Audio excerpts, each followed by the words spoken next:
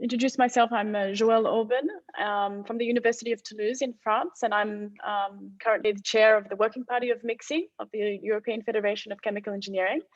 And I would like to invite you today, well, thank you for participating today in today's webinar in the Spotlight Talk series, along with my colleague Michael Schlüter, who is the chair of the Working Party of Multiphase Flow of the European Federation of Chemical Engineering.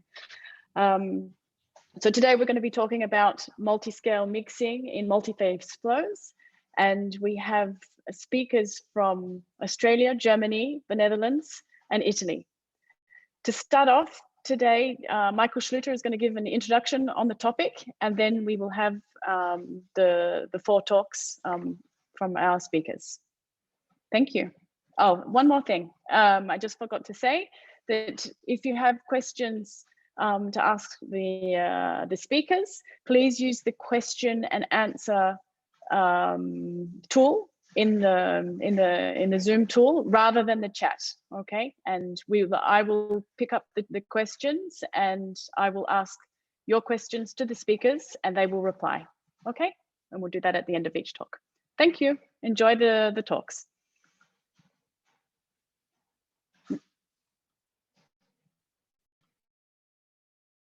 Yeah, thank you so much, Joelle, for this introduction. And I would like to welcome all of you as well for our webinar today. We are very happy that we have the opportunity from the EFCE to give this seminar, because during these Corona times, it's the only chance, as everybody knows, to meet and to talk. And maybe it's better than nothing. So let's enjoy this webinar today.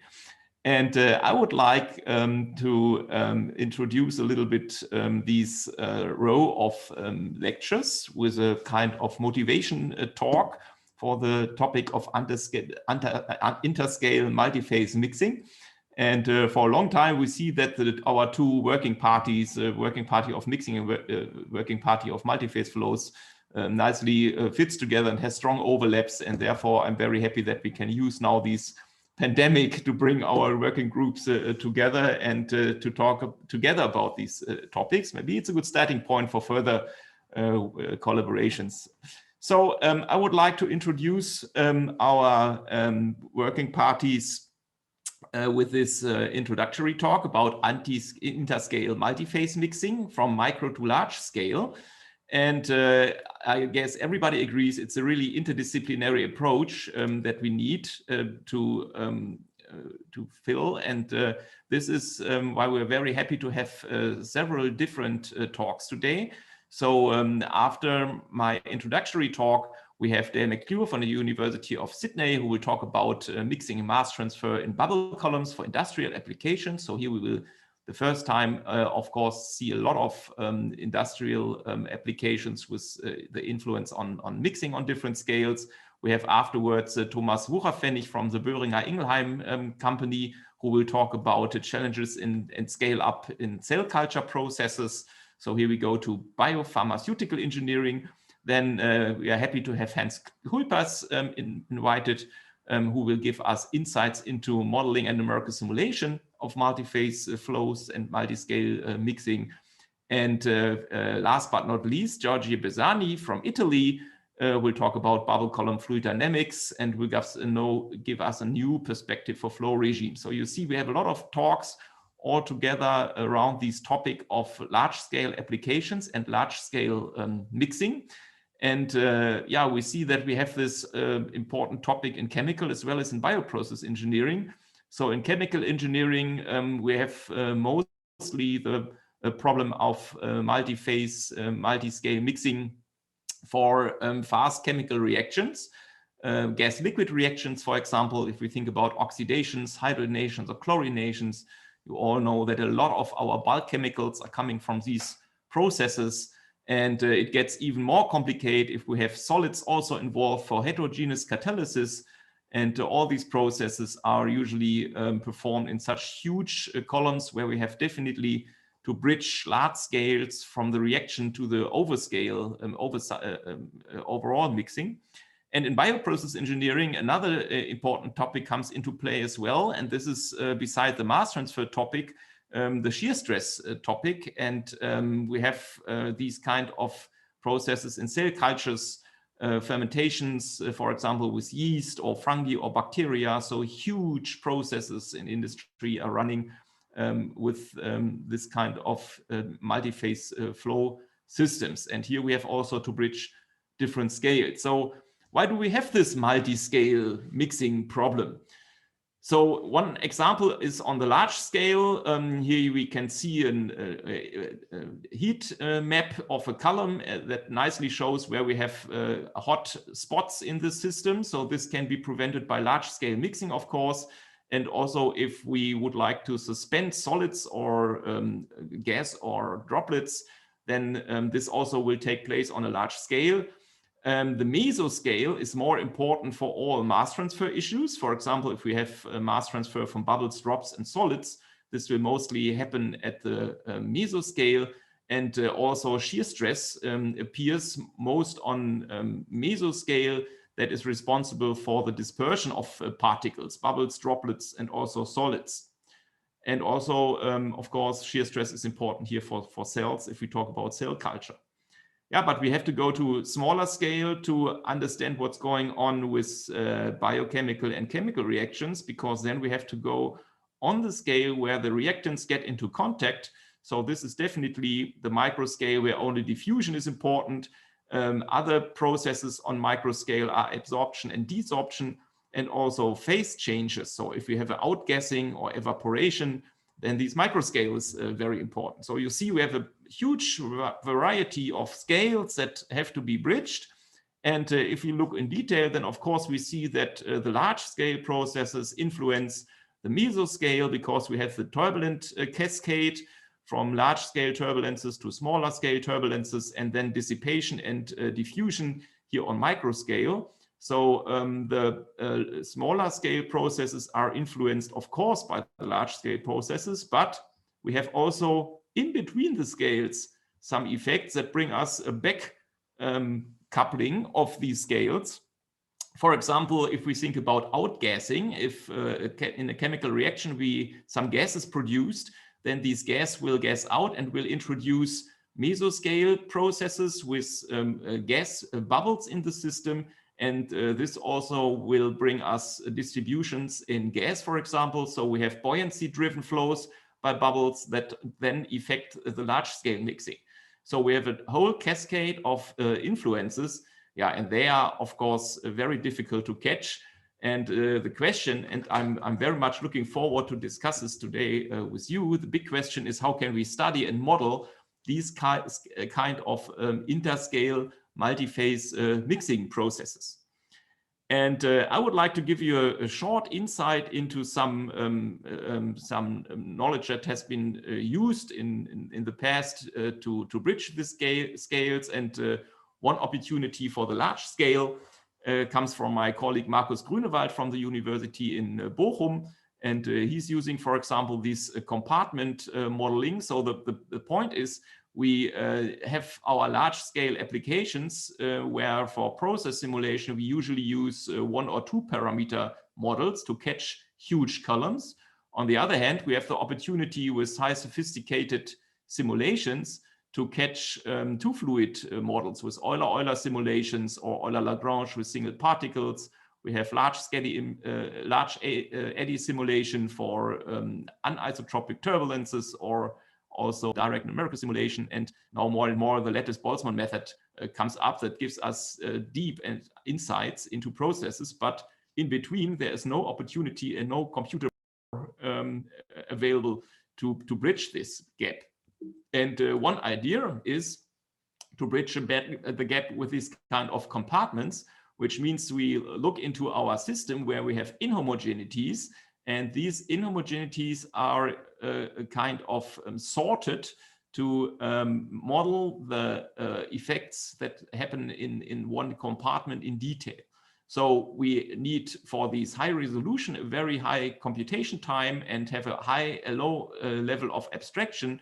And the stronger we come into this direction, we have a stronger level of abstraction and less computational time. So we need something in between. So the compartment model looks actually at a multi-phase flow situation. Here, for example, a two-phase flow in a bubble column. And if we study that, then we can see that we have some main flow structures. For example, in a bubble column, we know that we have a core of gas liquid that goes upwards in the center, and we have an upflow, a downflow, usually here at the wall of the column. This brings us such a ring structure with a velocity in dependency of the radius that is positive in the middle and negative at the wall. And now we can separate that into two compartments and can say, okay, let's have one compartment in the middle that is the upflow. Here we have a totally different situation comparing, so related to turbulence, flow velocities, shear stress, and so on, compared to the upflow region that we have in the ring area here. So therefore, we can use different models for these two compartments, and we can concentrate with our models on a certain flow situation here in this case. We will hear something more about that in the talks today. So at the end, we get this kind of, let's say, sections in the apparatus, well-mixed sections at the bottom and at the top. And here we have more a kind of a plug flow in the ring and in the middle part of this column. And then, of course, we need inter-exchange in between. So this is the rough idea of the compartment modeling. But the question is, how can we get these compartments? And therefore, I would like to present you a method that we have just derived for single-phase flows first, for mixing. And here we can nicely see interscale mixing, so the micro mixing versus the macro mixing. And I will explain this to you briefly, what's going on. This is a neutralization reaction here. So we have a certain base in the system here as NaO, and then we have stoichiometrically the HCl to neutralize this base. And if we use a color change, you know that from phenolphthalein, for example, if you go below a certain pH, then you will get a color shift from pink to colorless, for example. So what we can do now, if we add here our HCl, then we get in our parcels, and let's say these are our artificial compartments here. If we get in each compartment at least one molecule of each substance, then we have a neutralization, and we will get the color change. In this case, if we have a one-to-one feed, then we only have one NaCl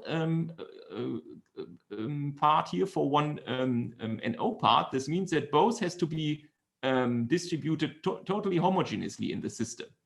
And of course, it takes a long time until the whole HCl is homogeneously distributed, that in each compartment we have only one of these stoichiometric parts here. So this means it takes a long time. This is a stoichiometric measurement here, where we have where we need 80 seconds to homogenize the whole system. On the other hand, if we have more of these NaO that we add more HCl, sorry, then it's enough if we have just a little bit of the HCl in the systems. And with this overdosage, we reach, of course, much further a time where we have almost a certain level of pH in case of this mixing measurements. And this means that we reach the level of neutralization much earlier, here already about after 14 seconds.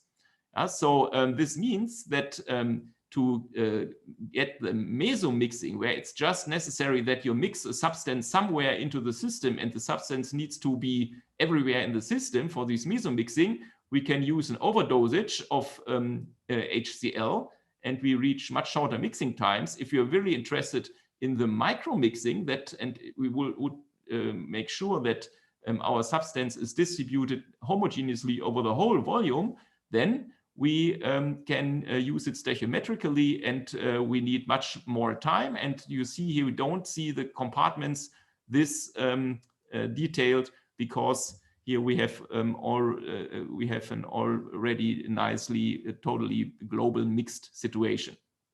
Yeah, and what we see here is the local mixing time distribution. So 100% is our global mixing time, and yellow here we need longer for the mixing, and in the blue areas we reach a mixing after shorter time. So you can nicely see here at the turbine, for example, we have much shorter mixing times compared to the bottom or here to this area. So this is a mixing, but of course on the mesoscale, but we are also interested in the microscale, and how can we study the microscale mixing? And this can be done by chemical reactions. So probably most of you know this figure here, where we add two chemicals that react with each other. And if we look here on a competitive consecutive reaction, then we will see that A reacts first with B to our product P, and this reacts further with our gaseous phase B here to the side product. And if K1 is larger than K2, then we have this reaction first, and afterwards the second reaction takes place. If we have now a very fast mixing, then we will end up almost with the product, because there is no time for the byproduct to be produced. On the other hand, if we have a very fast reaction and slow mixing, then the opposite happens. Here we have time for our product P to react with B again to bring us this unwanted side product. The question is, can we use this to study micromixing in multi-phase flows, here in two-phase flows? This can be nicely done in such Taylor bubble flows. So here we have Taylor bubbles in 3 different capillaries, 6 to 8 millimeters.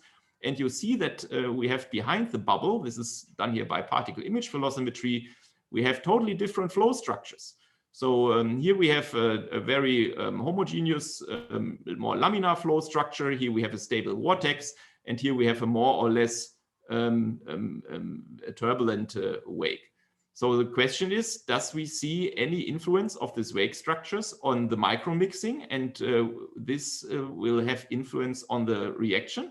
So first of all, to show you how it looks like, a little bit colorful, this is a consecutive reaction where the first product that appears yellow comes first, and afterwards we have a decay of this colorful orange product to green, to the second product here.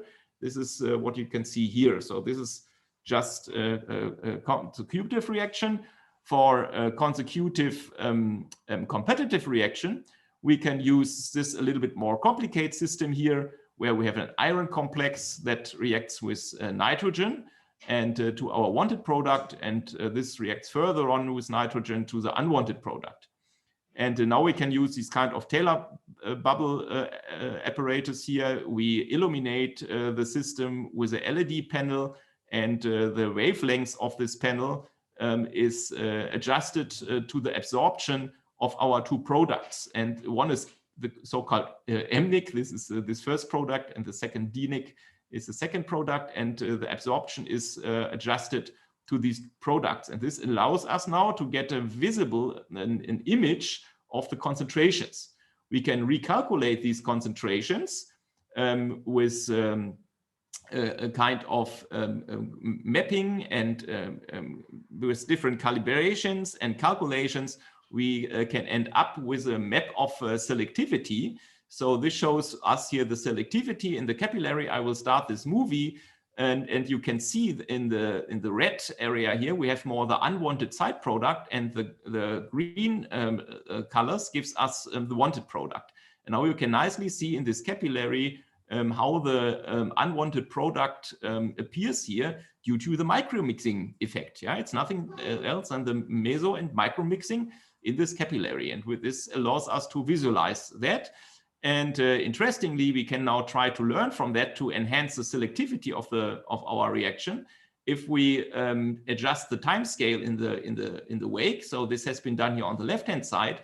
Just by using a capillary that is a little bit bigger, we have a nice mixing in the wake, and this means that, as you can see, almost no unwanted side product is produced here, only just a little bit.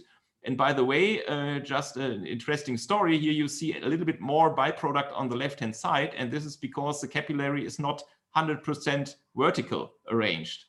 So you can directly visualize selectivity with this kind of technique, and I guess it brings us far away in the understanding of how we can influence with multi-scale mixing effects the selectivity of chemical reactions.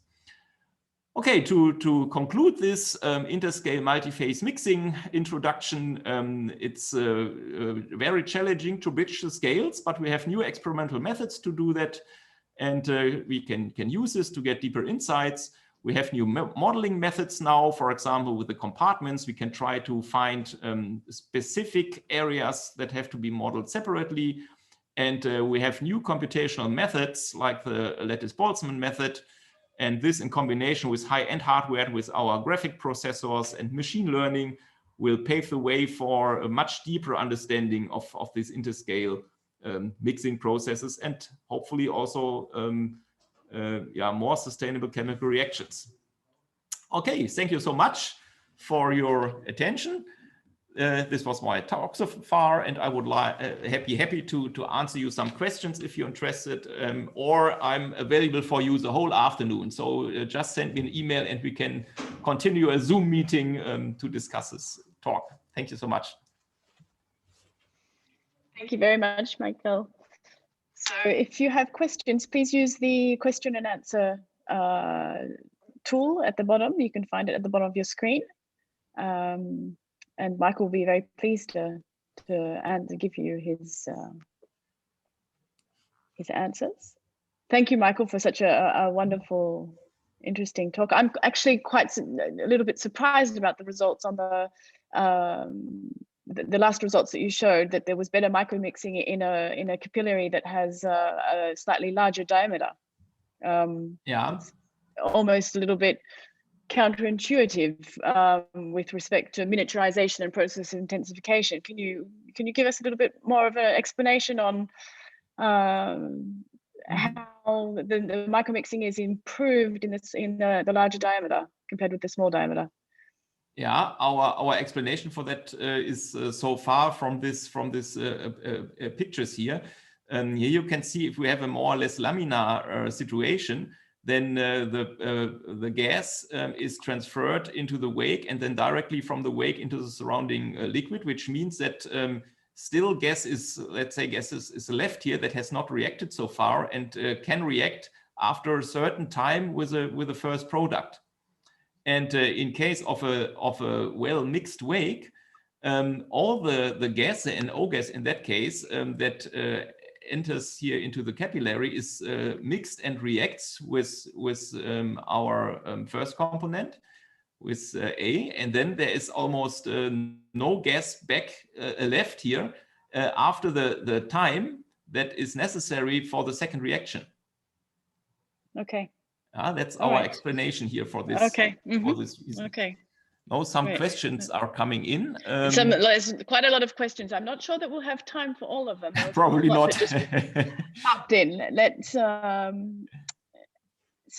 hang on.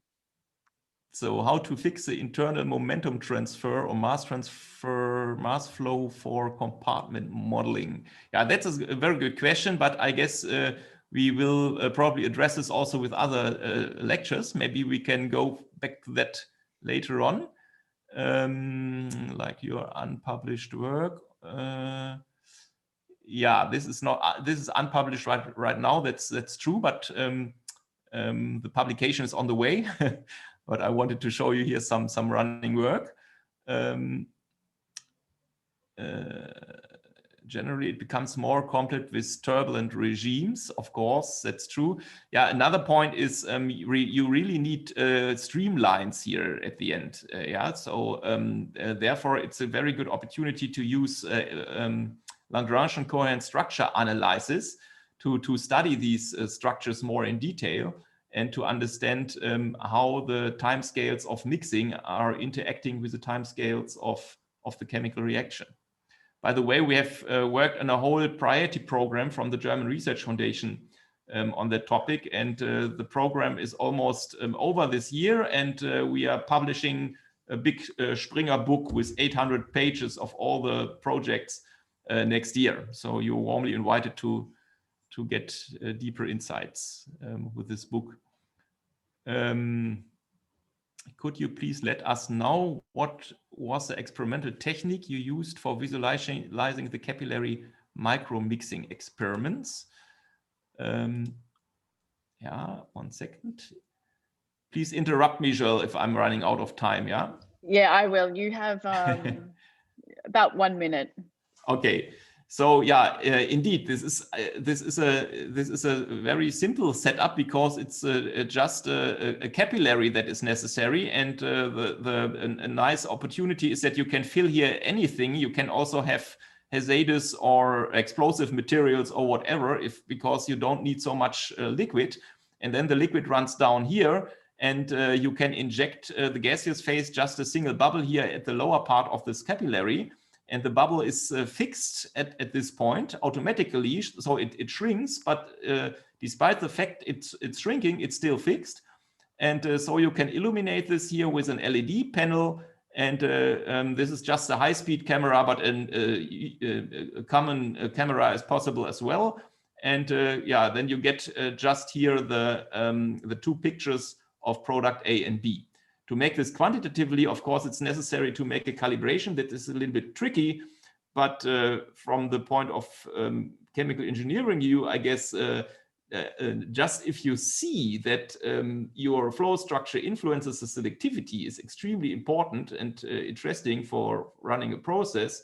And of course, you can also use catalytic reactions. If you add here a homogeneous catalyst, then you will see how the catalyst concentration influences selectivity and influences the reaction. And by the way, by the shrinking velocity of the bubble, you can directly get mass transfer coefficients and also enhancement factors. So this is a very powerful experiment that can be also done with industrial materials. And I hope that many companies will use this in future. Please contact me, and we can give it to you, all the information about that. Okay, great. Thank you, Michael. I think we're going to have to move on now. It's 9:30. So what I suggest that in the question and answers, you can actually type responses to the other answers if you feel like doing that. I've just terminated the other ones. Okay, and we're going to move on now, and we're going to pass the screen, microphone, all that over to Dale McClure from the University of Sydney. So he is sitting in hot weather, and he's going to talk to us about bubble columns and in industrial applications. Thank you very much, Joelle. So today I'll talk about some of the work we've done looking at mixing and mass transfer in bubble columns, and particularly with the focus on industrial applications. So I won't go too much into the background, just to say that bubble columns are widely used in a range of industries. And most of the work that we've looked at is actually in the field of industrial biotechnology, and more on a focus on bacterial and fungal fermentations. And in this context, these kinds of reactors can be very large. So reactors of 100 cubic meters is not unusual, and it's certainly very possible to have reactors that are several hundred cubic meters in size. From a mechanical perspective, the reactors are very simple, which is quite favorable, but the fluid flow inside is complex, and it's very difficult to model. And Michael did a very good job of highlighting some of the multiscale phenomena that's necessary to tackle. So what we have done here is looked at experimental work at a range of scales. So the smaller scale we had was 15 liters here. We had a larger 120 liter pilot column. And these two systems are really scaled down sort of representations of large scale aerobic fermenters. So the kinds of superficial velocities and height to diameter ratios that are used are representative of large-scale fermentation processes. And the third pilot scale equipment that we've used is on the right here. And this, as you can see, has actually been designed to be used as a photobioreactor. So the aspect ratio of this kind of reactor is quite different, and it's generally operated at lower superficial velocities. And we've also done quite a bit of work testing some of our measurements and validating the CFD model we developed at industrial scale. But I suppose for confidentiality reasons, I can't give out too many numbers or too many of the technical details, unfortunately. So from a large-scale industrial perspective, what you really want to understand for bioprocessing is both mixing and mass transfer. And mixing is important for fermentations because this is related to the distribution of the substrate throughout the fermenter. And having gradients in the substrate concentration can be detrimental to both the yield of the process as well as the product quality. So ideally, you would have a uniform substrate concentration throughout the fermentation. But in practice, this is quite difficult to achieve. And so our work has been driven to a large extent by looking at ways how to understand mixing and also how to minimize the mixing time in large-scale vessels. Similarly, we've done a lot of work looking at the mass transfer in these systems. And this is because for anaerobic fermentation, the rate of oxygen transfer is really what limits the productivity of the process. So being able to understand what factors influence this, and again, attempting to improve it, is very important from an industrial perspective. So looking at any kind of bubble column, since the flow patterns are entirely driven by the gas that's being introduced, the superficial velocity is the key factor. And the most common way of looking at this is the flow is divided into two regimes. And so this is what homogeneous flow looks like. And you can see that there's quite a uniform bubble size distribution. There's not a lot of back mixing in the liquid phase. And the flow is relatively steady. And this contrasts with the heterogeneous regime here. And in this flow regime, the flow is a lot more transient. Back mixing is a lot more significant. And you tend to have a wider bubble size distribution. And while this is the classical view of looking at flow regimes, however, there's a lot of interesting recent work that's looking at developing more sophisticated ways of quantifying flow in these kinds of systems. So in the classical flow regime chart, taking it from Shah et al. Here, you can see that the flow regime depends on the column diameter and the superficial velocity. And the vast majority of industrial equipment is found in this kind of, this area of the chart because large scale reactors are generally 1 or more meters in diameter. And they can be operated at flow regimes that'll either make them homogeneous or heterogeneous. So we looked at this a little bit further, and then what we found in practice is that the classification of the flow regimes is not so simple. And you can also modify the flow regime by changing either the sparger design or the composition of the liquid phase. And so these are some results for the pilot scale column that I showed you earlier. And this is just the overall gas hop fraction in the vessel. And this is a comparison with two different sparger designs. They both have the same free area, just the size of the holes is different. And you can see by having, in the heterogeneous flow regime, the performance of the sparger designs is basically exactly the same. However, in more of the homogeneous regime, having smaller holes leads to a difference in the flow regime experience within the column. And this is largely due to the different sized bubbles that are produced by the sparger. So one way of influencing the fluid flow in the column, particularly at lower superficial velocities, is changing the sparger design. And this obviously has implications for mass transfer within the system, simply because you can get a much higher gas volume fraction and hence area for mass transfer. The other factor that can really influence the fluid flow is the composition of the liquid phase. So you can see this is the same column again, and all that's happened is a small amount of isopropanol has been added to the liquid phase. And what this does, it leads to quite a large increase in the overall holdup.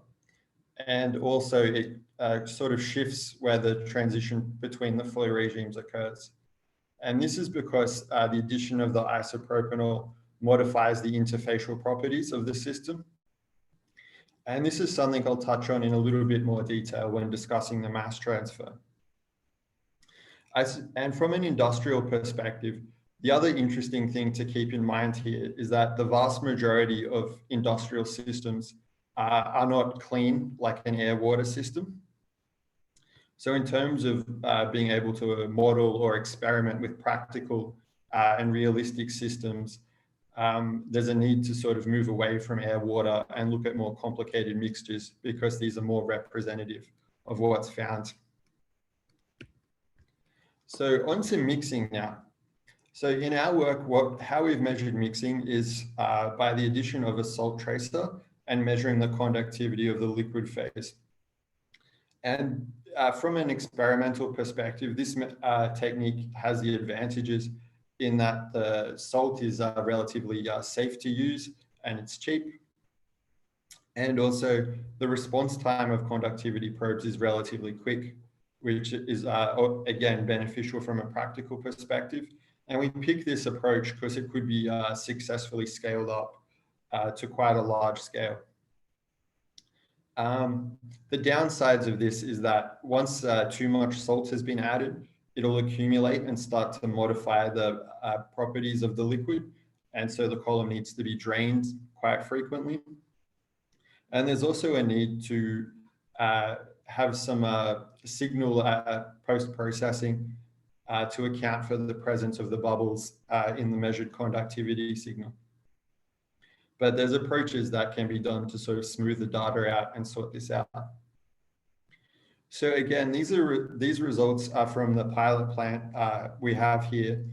And what we did was we looked at different superficial velocities and also looking at different locations where the salt tracer was added. And so what we found was that above about 0.05 meters per second, changing the superficial velocity has a relatively small effect on the mixing time. And I didn't have the space to include these results, but we've also repeated them with the 50-liter photobioreactor type pilot column that I showed you previously.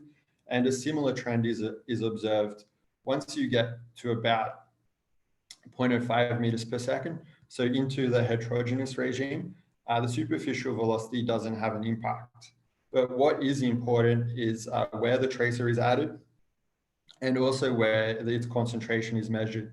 And this obviously has implications from a bioprocessing perspective, because this suggests that the location of feed points and also the location of measuring instrumentation is important. Another interesting thing that we observed about mixing in the bubble columns is that you can get significant variation in the mixing times. And this is because we think of the very transient nature of the flow. And so you can see that shown here, this is actually a CFD simulation of the column. And you can see depending on the initial conditions when the tracer was added, the instantaneous concentration profile of the tracer can look quite different. And so to get a reliable measurement of the mixing time, it may be necessary to add multiple additions of the tracer. We also had a brief look at an airlift reactor where we added a draft tube in the middle, and we found that compared to the bubble column, this generally increased the mixing time. And we thought that this was due to the flow being more structured. So taking this to an industrial perspective, we've recently been doing some work as part of a collaboration with DTU, looking at modeling of very large scale bioreactors. And based on our simulation results, it seems as though the mixing time in our bubble columns at large scale is less than stirred tanks of a comparable volume. And again, we think this is due to the fact that the flow inside the bubble columns is much less structured, and this leads to a much better dispersion of the tracer throughout the system, and hence it reduces the mixing time. And to sort of illustrate that here, this is, I guess, the textbook version of flow inside a bubble column. And this is the movie from earlier. And you can see that the flow is highly transient, and you get quite a good mixing of things throughout the column. If we then contrast that with a stirred tank kind of design, and you can see some computational results here, the flow is very structured. And this is largely due to the influence of the impellers, which in fact imposes a structure on the flow. And so when you look at the tracer distribution throughout the reactor, you can see it's quite stratified. And because of this stratification, you tend to have a longer mixing time than a comparable bubble column. And the bubble column may also have less power input to achieve the same mixing time. So the next thing I'll touch upon is mass transfer. And as I mentioned, this is key for productivity in industrial systems. And the most commonly used industrial parameter is the oxygen transfer rate. And this is a bulk parameter which characterizes the performance of the entire reactor. In turn, this depends on the liquid film transfer coefficient and also the interfacial area for mass transfer. So if you take spherical bubbles, you end up with this expression for the interfacial area, and it depends on the overall holdup and also the bubble size. But there's actually a complex interrelationship between all of these properties, because the bubble size will also affect the holdup and also the liquid film mass transfer coefficient, to give some examples. One of the really interesting things that we were trying to look at with our work is to develop methods, both experimental and computational, for characterizing industrially used systems. So if you take fermentation medium, it's quite a complex mixture, and in many cases, it's difficult to quantify exactly what's in there. And so you get a whole range of compounds that are in the system, and many of these compounds can influence the mass transfer in the system by being surface active. And it's very common to find that having these compounds present in the system gives a very significant reduction in the mass transfer rate. And a lot of experimental work looks at relatively clean systems. So we did some experiments, firstly, to try to understand, at least empirically, what the reduction in mass transfer is due to the addition of these compounds. And this was also done to get relationships that we could then implement in CFD models, but also to perhaps try and scientifically understand what is happening a little bit more. So one thing that we've sort of found is that, particularly for compounds that are known to be quite surface active, their ability to affect the mass transfer seems to be related to how they accumulate at the gas-liquid interface. And the example here that I've shown is for antifoam compounds. And what was done was we slowly increased the concentration of antifoam within the system. And then as the concentration of antifoam increased, the oxygen transfer rate decreased, eventually reaching a plateau. And this plateau appears to be related to the concentration of antifoam that will give monolayer coverage of the gas-liquid interface. So to go back to the idea of many scales, it appears that what happens at the really micro scale has very significant consequences at the reactor scale. And as I mentioned before, the effect of these compounds on mass transfer is quite complicated. And so having these compounds present can lead to changes in the bubble size. And we think this is largely due to their role in affecting coalescence and breakup phenomena, which again occurs on quite a micro scale. Additionally, what can happen is that potentially by modulating the properties of the gas-liquid interface, these compounds can also affect the drag. And by affecting the drag of the bubbles, this again will affect the overall holdup and the mass transfer within the system. So it's quite difficult to mechanistically explain the effect of these things in great detail. And another thing that we've learned is that the effects of these things seems to be quite difficult to predict based on things like the surface tension, viscosity, density, etc. But what we have sort of found is that if you classify the compounds by their partition coefficient, which is a measure of how much they would like to, how hydrophilic or hydrophobic they are, and hence how much they're likely to react with the gas-liquid interface, this may be a useful way to explain the behavior of different surfactant systems.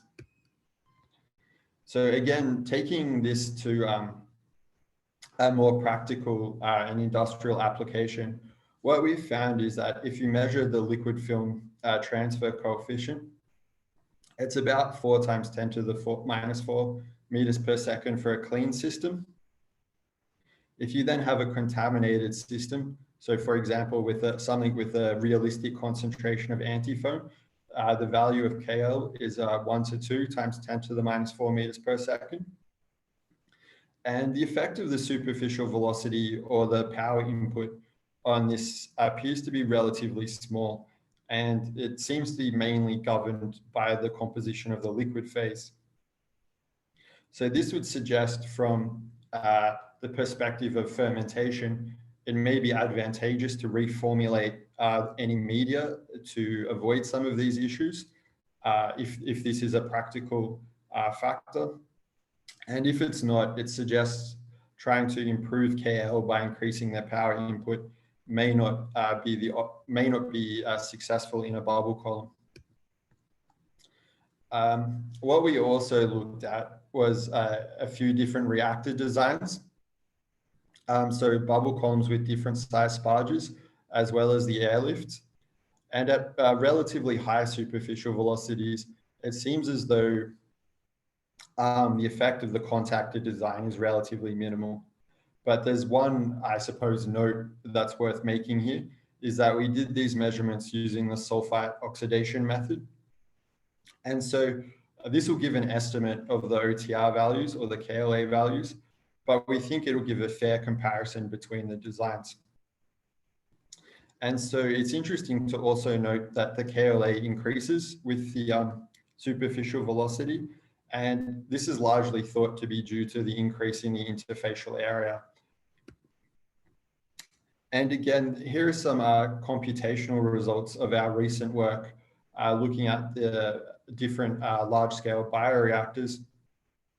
And what we seem to have found, at least with our preliminary results, is that bubble columns tend to be more energy efficient for a given level of biomass productivity. So we're still going through and post-processing these results, but it seems in terms of large-scale reactors, the bubble columns may be advantageous in terms of energy efficiency. And this is in line with some other work that's been reported in the literature. So to briefly summarize, the flow in bubble columns is very transient, especially in the heterogeneous flow regime. And this can be favorable for mixing because the flow is quite transient and not very structured. So it can lead to quite effective dispersion. And the major effect on the mixing time is the tracer addition point and the measurement location in the heterogeneous flow regime. The other conclusions in terms of mass transfer is that bubble columns can be quite efficient contactors, and increasing the superficial velocity can lead to improvements in mass transfer, largely due to increases in the interfacial area. And also the composition of the liquid phase is very important for practical systems. And the effect of surfactants is quite complex because it occurs on quite a small scale and affects many important interfacial properties within the system. We've also done a lot of computational modeling in parallel with the experimental work. And to sort of build on this, I think there's a need for additional experimental work, particularly to try and better quantify some of these microscale phenomena. So things like breakup and coalescence, and also the interaction between bubbles and the closure models for CFD. And the models we've developed give a good description of bubble columns at a wide range of scales and operating conditions. And this includes practical industrial equipment. But to get this, we've included some empirical terms, and in future, it may be better to replace these with more mechanistic understanding. And so that's all from me. And at this stage, I just have to thank the many, many people who've helped with both the experimental and computational aspects of the work. Thank you very much, Dale. Very interesting talk and going through all the different scales. Okay, we have time for some questions. So please put your questions in the question and answer box. We have a first question from Jonathan Lefebvre. Why does the sulfite oxidation method overestimate OTR values? So the first reason for that is you generally need to add quite a high concentration of sodium sulfite or a sulfite salt to the system. And because of the high salt concentration, this will lead to a higher interfacial area because the salt affects the breakup properties. So you get a higher interfacial area, and based on that, you'll overestimate the OTR in the system. And I guess the other note as well is that compared to, say, a realistic fermentation media system, there's no surface active compounds or things present. Okay, thank you. So there's another question on the chat. Have you tried any high viscosity or non-Newtonian liquid? What changes from mixing efficiency and time and mass transfer point of view do you expect if you work with a high viscosity non-Newtonian liquid? That's a very good question. Generally, bubble columns aren't favored for high viscosity fluids. And we briefly tried some experiments using CMC, but I think all we managed to do was make a mess. And so on that basis, we didn't really continue that path of experimentation. So it may be interesting to go back and look at it again, but generally, yeah, bubble columns are used for low viscosity systems. Okay, thank you. Okay, there's another question here. One question concerning your gas hold-up, gas velocity diagram. What is the reason for the non-linear dependency, even in the homogeneous regime? That is the Sparger hole diameter. I'll see if I can go back and find the slide.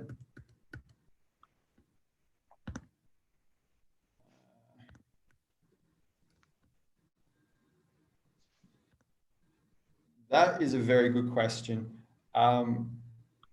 What I think is causing this is that when you have a system of bubbles together, the bubbles can either interact to increase the drag, or they can also interact to reduce the overall drag coefficient increased by the bubbles.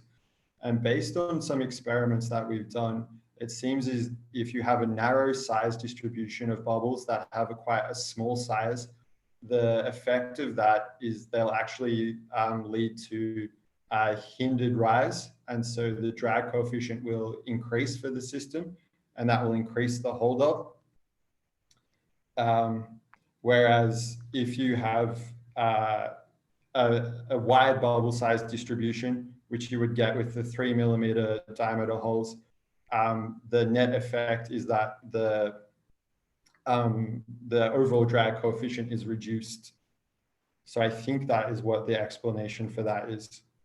It's to do with the size of bubbles generated by the sparger, and then how that reacts to give the drag force. Okay, thanks. And we have time just for one last question. You showed that the mixing time in the bubble columns is independent of the superficial gas velocity above 0.05 meters per second. However, this is in contradiction with the definition of mixing time based on the liquid phase axial dispersion coefficient, EL, which depends on gas velocity. How do you explain this? That's a very good question. I think if you think about the flow in terms of axial dispersion, the liquid flow is certainly not plug flow. And so I don't necessarily think that using the axial dispersion coefficient, particularly in the heterogeneous regime, is necessarily the best way to determine the mixing time in this system. So I think that would be the explanation for that. Okay, thanks. And that was the last one, but there is a short question here. I think, what do you think about the capillary diameter effect on global mixing? Good question again. I think that it largely depends on the aspect ratio of the column. And so the mixing time perhaps for a column with a low aspect ratio is going to be different for a column with a high aspect ratio. And so it's not necessarily the diameter itself that's the key factor. Again, that comes back to where you measure the mixing time and where you add the tracer as well. Okay. Well, thank you, Dale. And we're going to move on to the next speaker. No, it's not. So I'm going to give you an industry perspective today from the pharmaceutical industry. So challenges in scale-up of cell culture processes, gentle mixing versus mass transfer performance. So just one tiny bit about Boehringer Ingelheim. It's actually the second largest German pharmaceutical company. Based in Ingelheim, and we have 50,000 employees worldwide, and it's a family-owned company.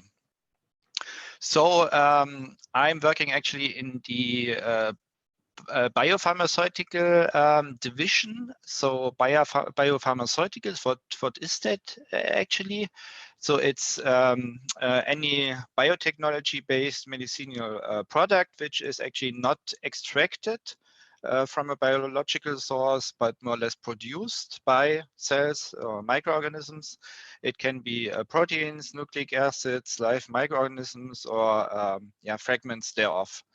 And it's produced using recombinant techniques. The first product was actually in 1982, insulin from Genentech back in the days. So what's the difference here really to chemical processes? Chemical products are, tend to be very small, like in that case, pharmaceutical ingredient ASS. On the other side, there is a standard biotech product, which is an antibody, which most of the big pharmaceutical companies nowadays are producing. And this is also what I am working with most of the time. So if you look at the biopharmaceutical process, you have at the very beginning genetic engineering, where you transfect your cell. Then you pick your cell, you have a cell line development, you develop your cell culture process, your cultivation process, you develop your downstream purification process. Then you move from the drug substance to a drug product. So basically, you change the buffer for application in humans. Take care that it's that you can keep it for as long as possible, I would say. So standard would be like 2 years, something like that.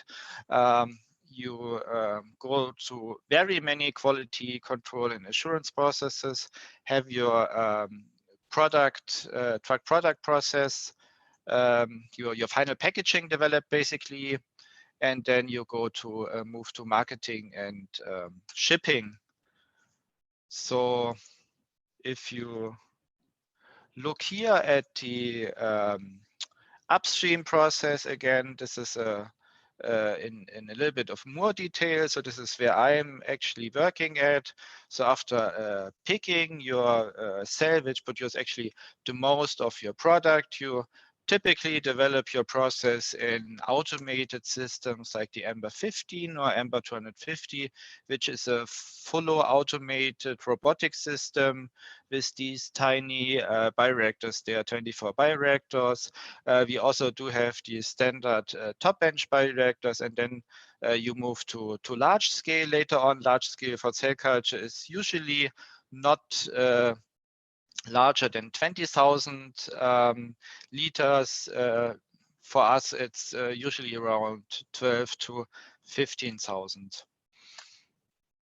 So when developing your process, there is very many parameters you have to look for. So the seed density of your cells is important, the cultivation time, pH profile, for example, the temperature, of course, the media. And for cell culture media, there are fully formulated, so we know exactly what's in there, but it's a large composition. It's over 100 components. Mixing, of course, is important in all the different bioreactor systems. The feed which is applied, the agitation and aeration, of course. So if you look at that, this is all the, not even all, but a few of the bioreactor systems we are working on. And you look at that, you see there's so many options available, and it depends on which side the process is developed and for which side it is developed, if it's going to be outsourced or in-sourced or in-licensed or whatever. So you have to keep track of all that. And a complication is also that for the very small systems, also the plastic systems, if you look at the Reynolds numbers, they're very small. So these are not fully turbulent systems. And so scaling might also be a little bit challenging. Also in these subsystems, which tend to become more popular, there you have like a plastic bag and you stick an agitator in there and have it steered this way. Afterwards, you can throw the bag away and then move ahead with the purification process. So to cope a little bit with it, we have set up a CFD group in Biberach, which we have now since 2012. And we've characterized all our upstream and some also of the downstream equipment in terms of, mostly one phase. So power numbers, mixing times, and mass transfer is mostly based on experimental values, and scale up is mostly based on P by V, so specific power input. But the power numbers are all gained by CFD.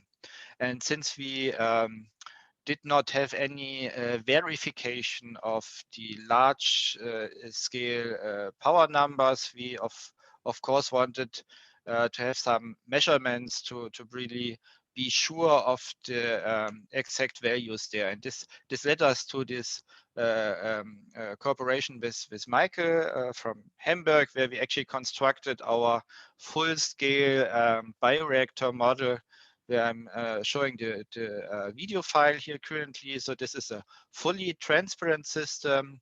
It can be a perfect replica of our production fermenters, and we can use that to really get an insight into the equipment and see what is actually going on. Because of course, in the standard stainless steel vessels, it's really hard to look into, and you can only access it in the very bottom. So this here, if you look at that, this is I cut that in there myself. It looks much less professional actually, but it depicts very nicely that if you are in front of the system, yeah, all you see at a standard process, it will be bubbles because this is like a bubble curtain over the yeah, whole area. So much better disperging power actually that we thought in the beginning. So basically we use this pretty early to verify our CFD power numbers, which was actually a very good fit here, and also some mixing time simulations in that case, all done with ANSYS Fluent, also leading to good fits generally. I have to say that for in terms of power input, so cell culture processes are typically kind of low, especially when compared to microbial systems. So we use seldom above 50 watts per cubic meter. Some of the older processes are even in this range of only 10 watts per cubic meter. And for microorganisms, of course, it's also common to see power inputs of 2000 or even higher watts per cubic meter. So with the CFD, we've also looked at the very beginning of the processes. So when you select your cells for production, actually, there we noticed that in different scales of these microtiter plates, which you use for clone selection, actually, we always saw different performance in both scales. And yeah, with the CFD model, we were able to identify oxygen supply and shear forces actually as bottlenecks, and this depended on the system used. So basically, we came up with a scaling a procedure to run both microtiter plates in the same way, and this in the end then also led to a more comparable performance of the cell culture cultivations. So let me come now to the actually main topic, so the scale up of bioprocesses. So as indicated already, we use the standard lab scale, mostly automated nowadays, to develop a process. Then we go over like a pilot scale, which is usually 80 liter, 200 liter, and then scale it up to industrial scale, which can be 2000 liter or 12 to 15,000 liter, mostly stainless steel. And if you think about the scaling of the process, you always look at the geometry. So you look at stirrer by vessel diameter, you look at height by vessel diameter. You can keep actually the tip speeds constant, superficial gas velocity, look at the KLA values, so mass transfer, or even CO2, because this is a topic, especially for cell culture, since you want to strip your CO2 out.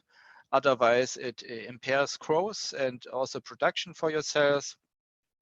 Mixing time and shear forces are also to consider.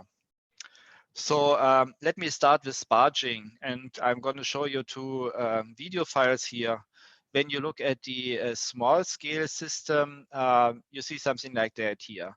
You see a few bubbles. They aren't, sometimes they're hold up, but they're not really dispersed.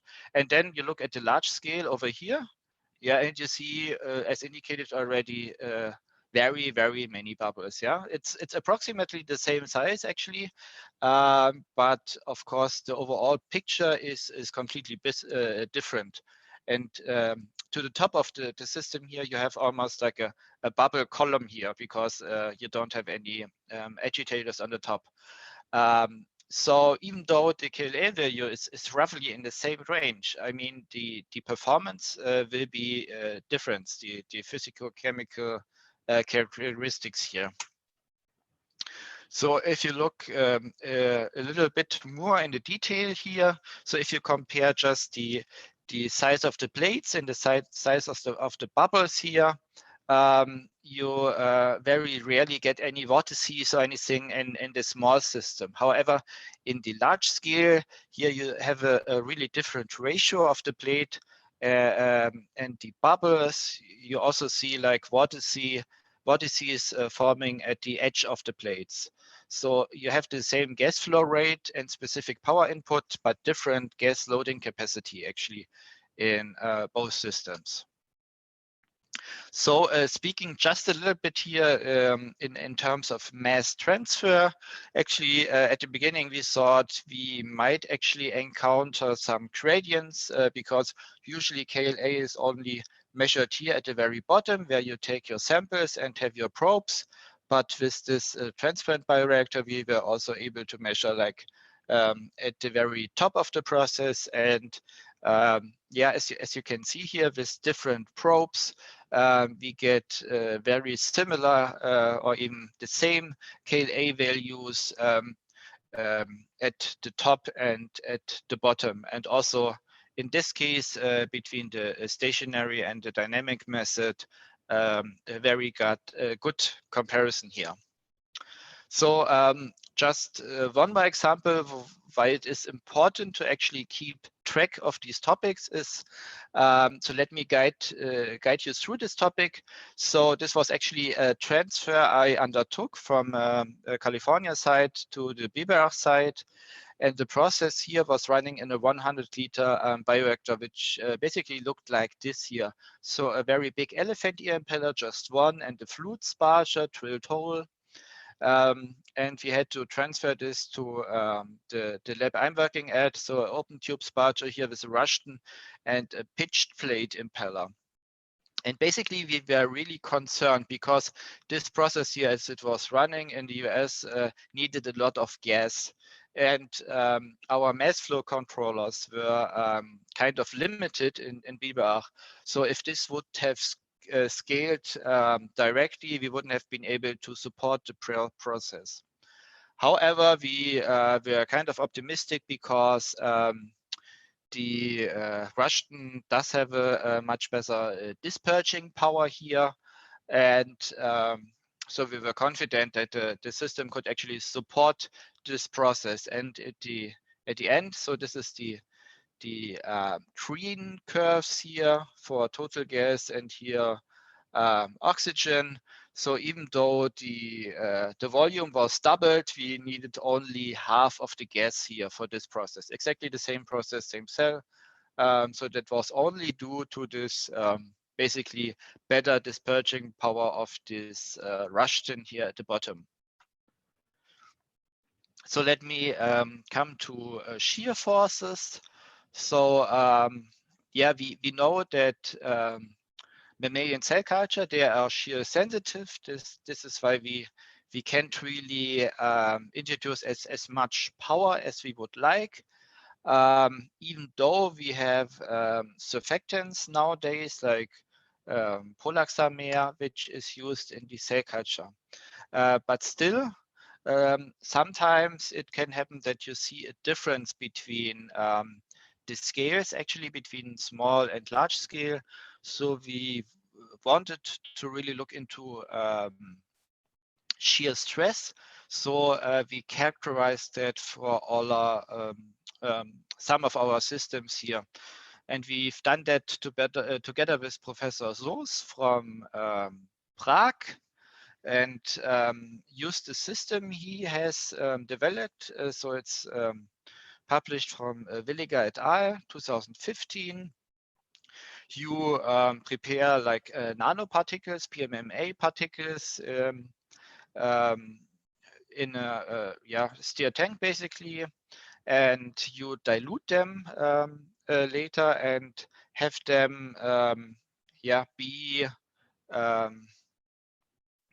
them in your bioreactor, and then they are breaking up because of the shear stress, mostly from the stirrer. And the breakup of these particles is then characterized offline in a laser diffraction device, and from this size you can get your shear stress over calibration, which was done earlier. So these aggregates are roughly in a size from 1 micron to 20 microns. So it's roughly the same size as chode cells, which are from 11 to 70 micrometers. So then we looked here at the measured shear stress. The red line in these plots is actually our standard agitation rate or power input in that case. And we depict here the maximum measured shear forces over the Reynolds number. Yeah? And you see that as expected, basically, with the scale up, the shear forces increase. And then if you run like higher agitation rates, it continues increasing. What we also measured here, that the surfactant we are using is high enough that we don't really see an impact on the of the sparging on the shear stress on the particles. And this is also something we see in the processes. So sparging very seldom has a real impact for our processes. So having this knowledge here enables us now to actually better mimic the small scale, to have the same shear forces there as in the large scale. And that way we can also select cells which perform in both scales.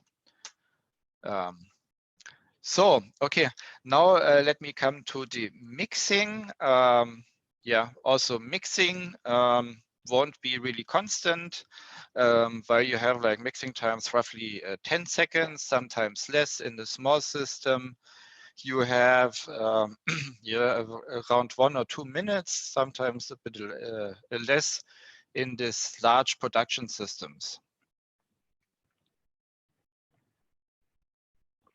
So let me give an overview of the mixing. Of course, you have like a mixing on molecular scale, which is due to a molecular motion. You have this smaller scale where you see your eddies and the mixing in the wake of the bubbles. And on a large scale, you have a bulk mixing due to the stirring. And also a bulk mixing due to the rising bubbles, which is buoyancy driven, and can be like even at small power inputs, can be like a bubble column basically for our low power inputs we have in cell culture. So what does influence that? It's of course the tank geometry, like the diameter, the aspect ratio, also the presence of baffles. And for baffles, we usually have them in large scale, but we don't usually have baffles in small scale. Yeah. And yeah, the specific power input, superficial gas velocity. So this can all impact the mixing. So if you just look at the wand phase, you see something like this. You're probably all familiar with it. If you have a Rushton stirrer, you have this good dispersion characteristics. We saw that earlier in this 200-liter bioreactor. And you have this radial pumping. If you have your more than one, you have this formation of compartments which you can see. Most of the cell culture bioreactors I'm familiar with, they all have at least one axial impeller. So for our case, this is like a pitch blade impeller. It has poor dispersion characteristics, however, a good axial pumping, and leads to a breakup of compartments usually. If you look at to North America, they are usually using the segment or elephant ear impellers, and in Europe it's usually a combination of Rushton, and on the top you have either a segment impeller or a pitch blade. So when looking at two-phase mixing, you can find at low gassing rates, which is usually what we have for cell culture, these bubbles actually follow your bulk motion, and it's almost like a one phase. So it's a very similar mixing behavior here to the one phase. And then you have this flooding regime, where actually the bulk motion is kind of governed by this buoyancy-driven flow. So the bubbles just rise instead of the stirrer. So you have a decline of the gas hold-up and actually a decline of the power input. And we found that actually the transition between this flooding and the loading regime is very important for our processes, and also for the or it's important for the mixing time, and due to that also important to the processes. So because we found something like that here, here we have the mixing time depicted over the Reynolds number, and we found that especially at this very low Reynolds numbers, you find something like that when we have a slow steering, you actually see a fast mixing, And on the other hand, you can have a rather fast steering and see a slower mixing here. And this is due basically because you have this heterogeneous regime here at lower Reynolds numbers, so more or less lower agitation rates here. And in this heterogeneous regime, the mixing time behaves in some odd ways, I would say. So during your cell culture process, which by the way takes 14 days, and during this time you increase your volume and also your sparging all the while your agitation rate usually stays the same. And then you move from very low superficial gas velocity to higher ones. And by doing that, you can actually very abruptly increase your mixing time or lower it. So it's kind of heterogeneous, and this does not happen in your more homogeneous regime. There it behaves basically as you would expect. And then we actually looked at some processes, some large-scale processes, and we found that in actual projects, about half of them are in this heterogeneous regime. And if you look at the more newer processes, I would say they're in rather this homogeneous regime. And basically what we also found is that these processes in the homogeneous regime, they run much more robust. So you have less deviations and less issues, I would say. So basically cells don't really seem to like this heterogeneous regime, and that's probably due to the changes of the mixing time over your cell culture process.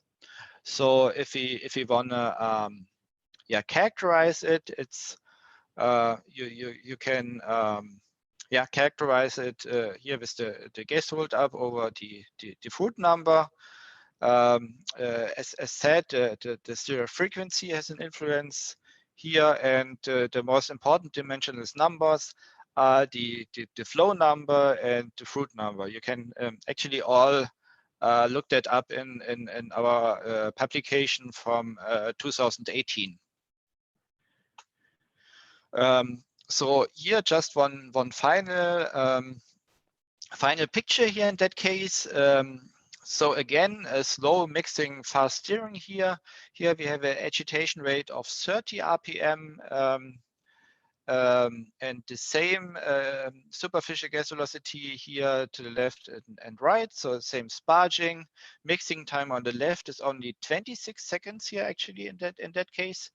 And to the right, we have 80 RPM, which is almost 100 watts per cubic meter. So it's a really high for cell culture processes, but the mixing time here is higher than 50 seconds. And the reason for that is you get these stable compartments here. So you have a upper compartment, which is mostly governed by the rising bubbles here, and the lower compartment by the stirrer. So it's actually a stabilization of the compartments here in that case.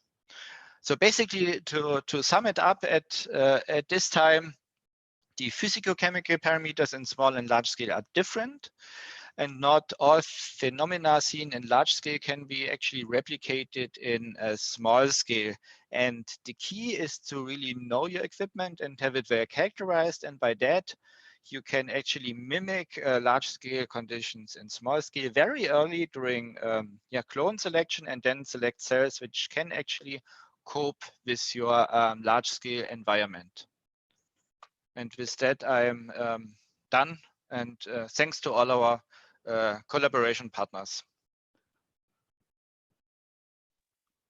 Thank you very much, Thomas, for this very interesting talk, and it's really great to see, you know, the approach that you use for scale up, and it shows the complexity of scale up problems. So we have just let's have a look at the time. I answered that. There was one question on the RPM, what it meant. So I answered that. We have time for one question, if anyone has a question. Alternatively, I think that's the results that you presented at the end with this this lower impeller speed, giving faster mixing is very unusual and quite surprising, actually. So it really must have to do with a strong interaction between the gas phase and the impeller, and not being fully dispersed, obviously. So definitely, and it's most, yeah, in my opinion, it's only true for the cell culture processes where you have a very low aeration and also a low power input, and where you actually see this almost bubble column behavior in the processes. So it's in this transition regime, more or less, yeah. Exactly. Okay, there's a couple more questions on the question and answer tab. We're going to have to move on to the next speaker, but Thomas, would you be able to answer those by typing the answers? I will do that. Just thank you very much. Okay. Thank you. We are now going to move to the next speaker. And we have Hans Kuipers from TU Eindhoven from the Netherlands, who's going to talk to us. Thank you, Joelle.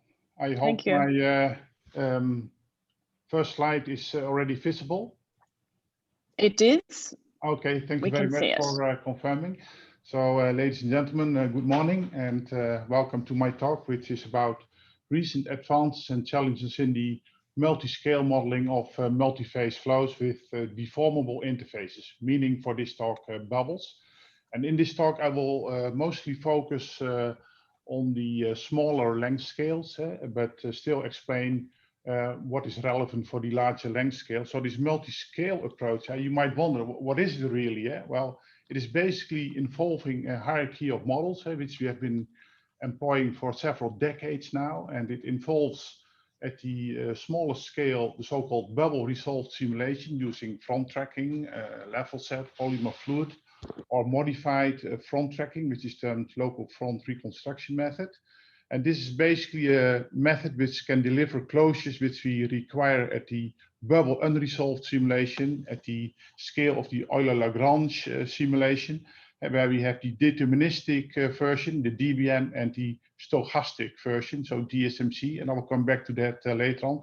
And then finally, of course, this can provide detailed information on bubble-bubble interaction, this Euler-Lagrange scale, which we require at the scale of continuum modeling, so full continuum modeling using the Euler-Euler approach, so using two-fluid model or multi-fluid model, possibly embedding population balance methods.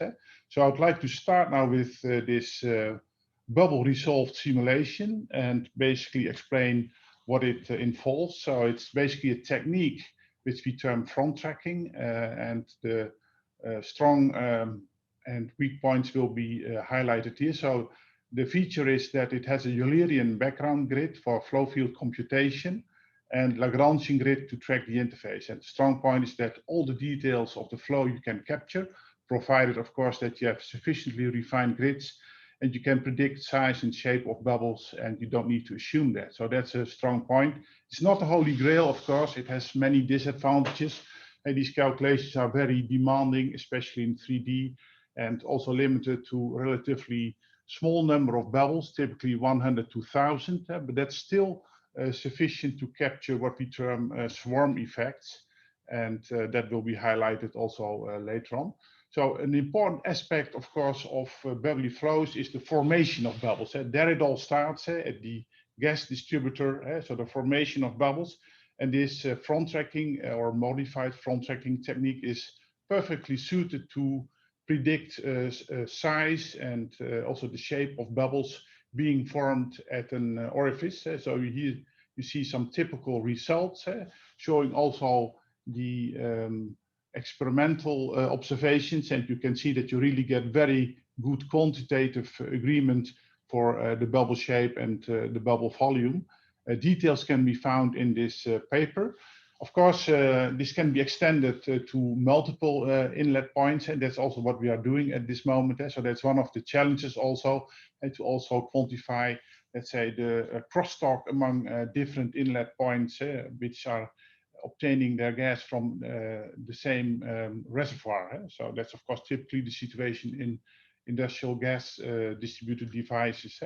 Key point here is that we get very good agreement.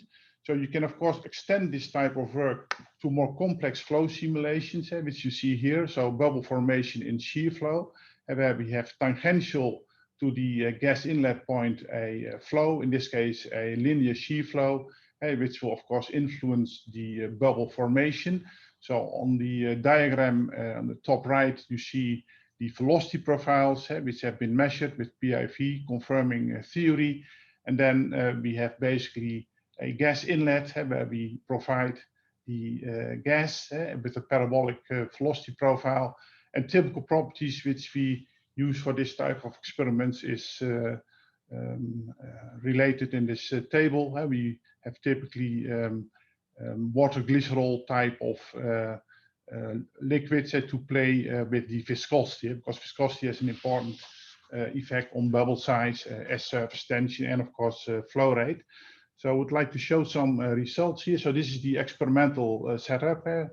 We have this linear shear field imposed on the bubble formation, and you see in this animation the formation of the bubble, and also in the snapshots you see for a specific shear rate of roughly 9 reciprocal seconds the deflection of the bubble. So the flow comes from the left, so you see the deflection of the bubble and then the detachment. And there we also see really good agreement between the experiment and the calculation. We've done that for a different type of conditions. You see here a overview of some of the experimental results reported in the Mersandi paper published at GLS and also in Chemical Engineering Journal. And each time you see really a very good agreement with the experiment, which is given in terms of this red contour line showing the shape of the bubble. So that's all in good shape. So that's nice that you can predict bubble formation.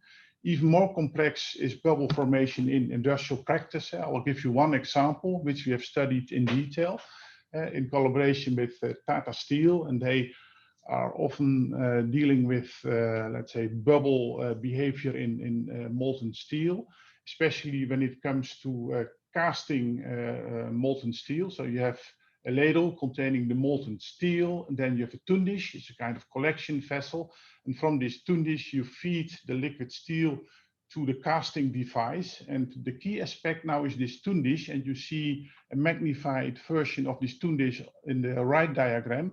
And one of the problems they have in operating this device is clogging due to deposition of solid constituents on the walls of the tundish nozzle.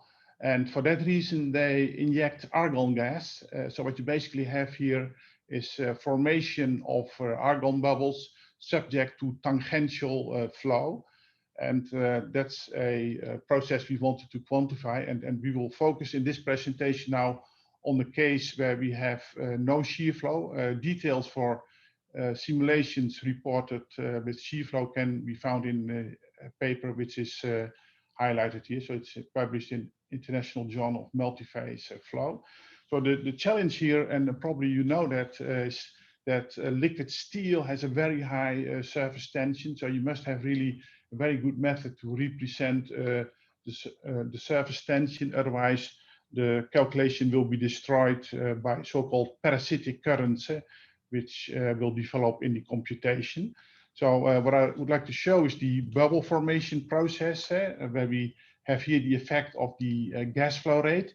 And the nice thing about this modified front tracking method, which is LFRM, is that you can also quantify effect of wetting. So the wetting properties of the wall material. So this is a case where the contact angle is 0 degrees, where we see that when we switch from 10 to 20 cubic centimeter per second, we have to transition from so-called period 1 to period 2 with pairing type of bubble formation. So period 1 is very regular bubble formation, and in period 2 you have a more complex intermittent type of bubble formation process, where you also have interaction between the subsequently produced bubbles. Well, this regime transition is also influenced by the contact angle. So when you switch to a larger contact angle, then this transition from period 1 to period 2 is delayed. You can see it from this animation, and it also highlights that also wetting properties are of paramount importance for quantifying bubble size. Well, of course, we also did some quantitative analysis on this bubble formation process, and luckily there were experiments available in literature showing the bubble volume as a function of gas flow rate, in this case for liquid steel, experiments reported by Irons and Guthrie.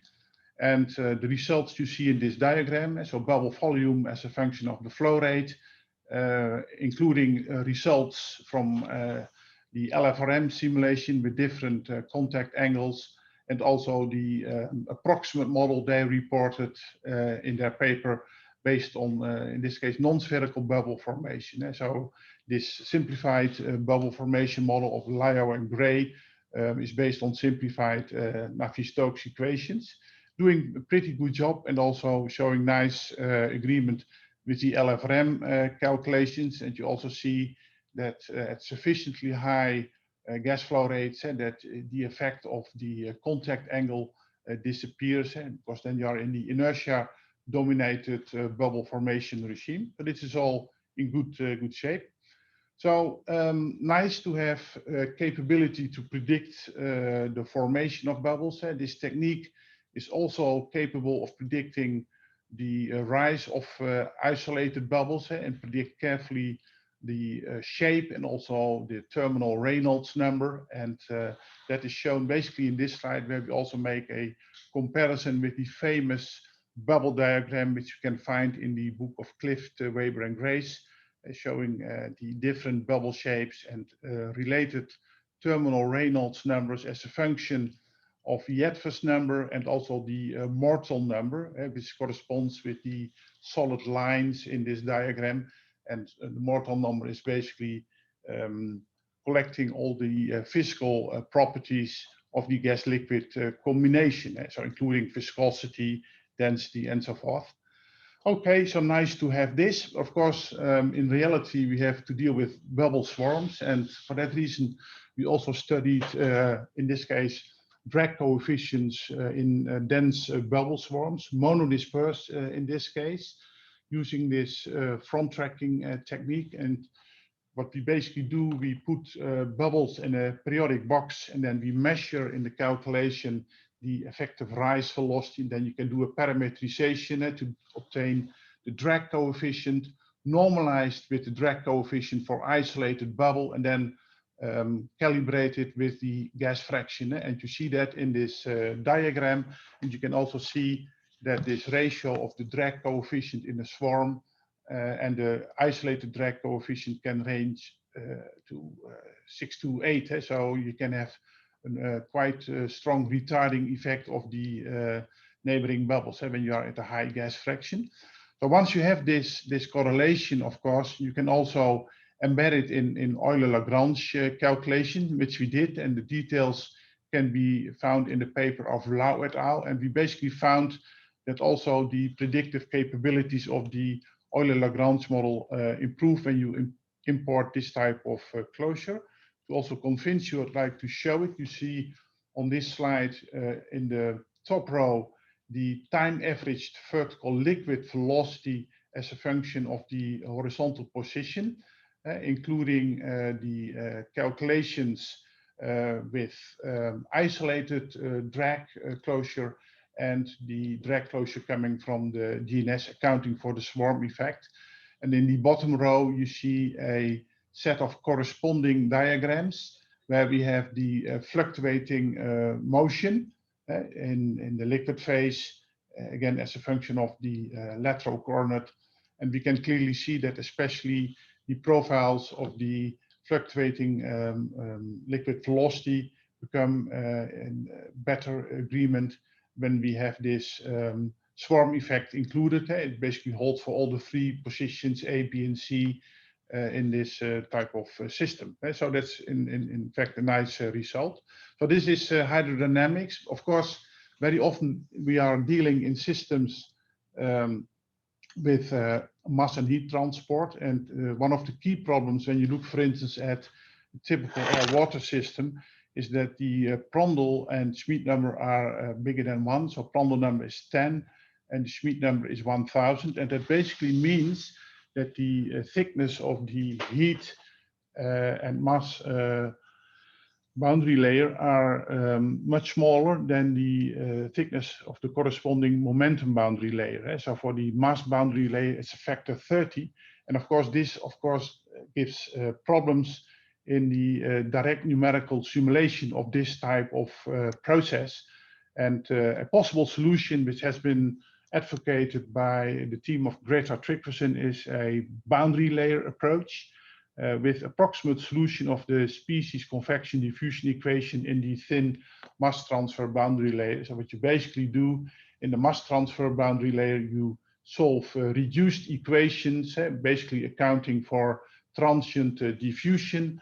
And once you have through penetration of the profile, then you transfer at the end of the boundary layer the mass to the so-called background grid to have a consistent mass transfer calculation. Details can be found in this beautiful paper in Chemical Engineering Science.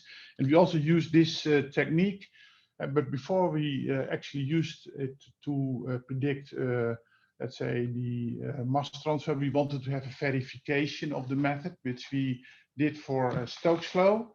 So we calculated the local Sherwood number as a function of theta. So theta 0 is the first stagnation point, and 1 means the re-stagnation point. And we computed the local Sherwood number and compared with the analytical solution, both for Stokes flow and potential flow, showing very good agreement. So we had some confidence in the method, and then we decided to use it for bubbles of different nature according to the already introduced Grace diagram. So you see again the Grace diagram here with numbers, including all the cases which we have been simulating. So each separate case corresponds to a different behavior of the bubble, meaning different terminal Reynolds number, a different shape, and of course that will have implications for the Sherwood number. And the details of this work can be found in a recent paper by Klaassen et al.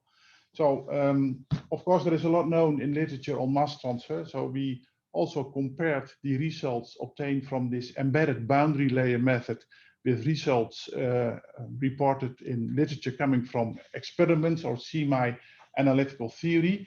So on the vertical axis, you see here the Sherwood number divided by the square root of the Piclet number as a function of the Reynolds number. And you see all the, let's say, reported empirical correlations included. And with the numbers, you see the results obtained from the DNS calculations using this embedded boundary layer method. And it's all let's say, within 10% of the empirical correlations, which is quite a good result. So this is a nice result of this embedded boundary layer method, which then can be used to predict the Sherwood number. Of course, the challenge is to extend this to dense swarms, and that's one of the things which we are doing now. So the extension to higher gas fraction. Of course, this embedded boundary layer method is one option, but there's another option which you have where you don't need to make, let's say, specific assumptions on profiles in boundary layers.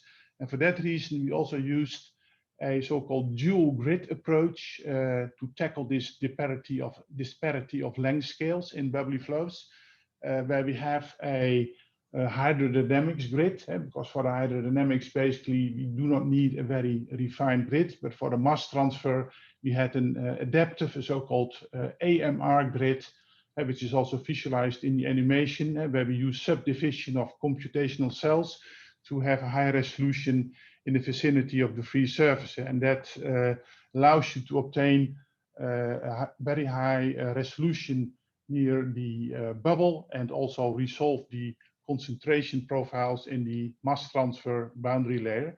And please refer to this paper of Panda et al., where you can find all the details of this technique. So the first step we did is comparison of the dual grid technique with results reported in literature. Of course, for different cases, A, B, C, and D. The first table shows the Reynolds number in good agreement with earlier work of Roger and also Deising et al. The second table is probably more interesting, focusing on the Sherwood number. In this case, for Sherwood, approximately 1, because that was reported in literature. And you can see from this table and that the Sherwood number, which is obtained, is in really good agreement with earlier work. So this gave us some confidence that at least for this relatively low Schmidt number, the technique is in good shape. And then, of course, we went on with higher Schmidt numbers. You see here for the different bubble cases with different Reynolds numbers, bubble shapes, and so forth, the evolution of the concentration profiles during bubble rise. And you see the results here for Schmidt is 10. And clearly, it's already visible from the animations that you have very localized zones where you have all the important gradients in the concentration field. And this is a modest Schmidt number. We also used higher Schmidt numbers in this case for nearly spherical bubbles, where we started off with Schmidt is 1 and then continued to Schmidt is 100. And there you see indeed this sharpening of the concentration profiles in the vicinity of the free surface. And that's also, of course, what you would expect. Well, of course, you can, again, collect a lot of detailed results from this type of calculation. And you see here all the results in one figure, the Sherwood number as a function of the P-Clan number, including two, let's say, correlations which have been reported in literature. And it's known that most of the also experimental research are bounded by these limits given by these two separate Sherwood correlations. And indeed, as you can see, the DNS results are inside the envelope defined by these two extremes. And once more, for details, please refer to the Panda paper. So we were very happy with this. And of course, the next challenge is to extend this to dense swarms of bubbles, also accounting for polydispersity, which we also neglected in this specific calculation. So it's one single bubble. Okay, so I would like to spend the remaining time on the Euler-Lagrange framework and also report some recent results on the modeling using this technique. And I would like to focus on the comparison of the so-called DBM, which is a deterministic discrete bubble model, and the stochastic equivalent, which is the DSMC. Basic features are highlighted here. So we track in this EL model individual bubbles, taking into account the interactions. And strong point, of course, is that arbitrary distribution of properties can be accounted for, and also detailed bubble interaction models. Disadvantage is that the number of bubbles is limited, and that's mainly due to CPU limitations. So I would like to show some typical results of this Euler-Lagrange model, and basically results for air-water type of system, which you can see from the physical properties in this first table. And I would like to show results for two cases. So case 2.1, which is basically the so-called Dane case. It's reported in literature as the Dane case, which is a rectangular bubble column where we have central aeration of the column. And then T2 is a column which is basically referred to as the Harteveld case, where we have homogeneous aeration. And so these are the two separate cases. And let us focus now first on T1. And so this is again artist impression of these two cases, showing the partial aeration and the complete aeration. So to the left is basically the Dane et al. Case, and the right diagram refers to the Harteveld case, where we have homogeneous aeration. So first the T1 case, so the Dane case, where we made a direct comparison between the deterministic discrete bubble model and the stochastic equivalent. You see here a couple of snapshots revealing qualitative agreement between these two techniques. So we are quite happy with that. Of course, we also had a closer look at the time averaged liquid circulation, which you see in the top left diagram, showing the comparison between DBM, so the deterministic one, and the stochastic one, the DSMC, and also the PIV measurements reported by Dane et al. And the agreement is quite good, I would say. And the bottom left diagram shows the fluctuating liquid motion in the let's say system, so the fluctuating liquid velocity. And there we have also quite good agreement between the predictions and the experiments, and also DBM and DSMC give good mutual agreement. The most important thing probably is shown on the right diagram, where we show the execution time per DBM or DSMC time step as a function of the gas fraction. And what you can see from this figure is that the deterministic model, and that's of course well known, becomes more and more expensive when you have many bubbles per unit of volume. So the execution time rises steeply, but that's not the case, fortunately, for the DSMC. So in that sense, it's a much better, let's say, candidate for large-scale simulations. And that's also the reason why we use this model for modeling of somewhat bigger bubble columns than the Dane case you see here. So we also use the model to predict this T2 case. I'll show it quickly. So the T2 case has this homogeneous or complete aeration. And so it's referred to as the Harteveld case. And a lot of results have been reported for this specific case. And here we show the integral gas hold-up as a function of the superficial gas velocity, where we also make a comparison with the earlier work of Darmana et al., which is based on the deterministic discrete bubble model. And you can see that agreement between the models and the experiments of Harteveld is quite good. So we are very happy with that. Yeah, and then finally, I would like to show also an example of application of this DSMC approach to a large system. So to the left, you see the original Dane case, which has been used frequently in the literature for benchmarking two fluid models and also Euler-Lagrange models.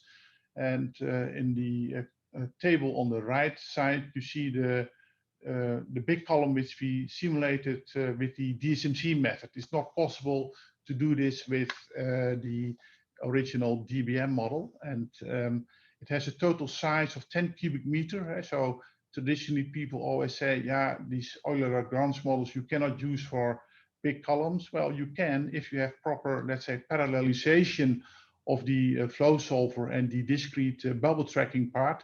And that's detailed in the paper by Mastrov et al. In Journal of Computational Physics. And there we went off to calculate this big column. And you see the results of that calculation on this diagram, where we have included, for purpose of reference, also the scale of the original Dane column with this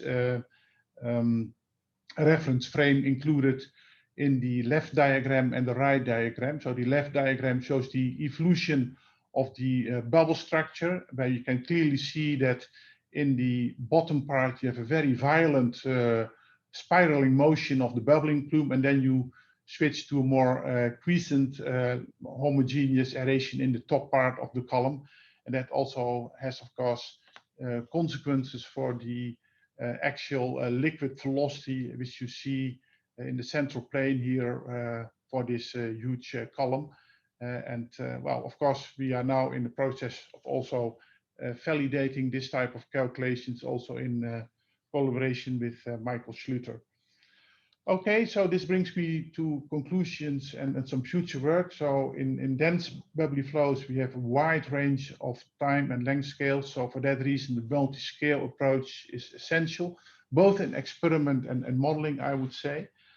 We've seen some nice progress in the last decade, improved closures for the drag closure have been obtained, but we're not yet there. There are really major challenges, including the necessity to have improved closures for mass momentum and heat transfer, especially also accounting for the heterogeneous nature of these flows and what I would call the feedback effect of the large scale to the small scale, which we did not yet properly include in the DNS calculations.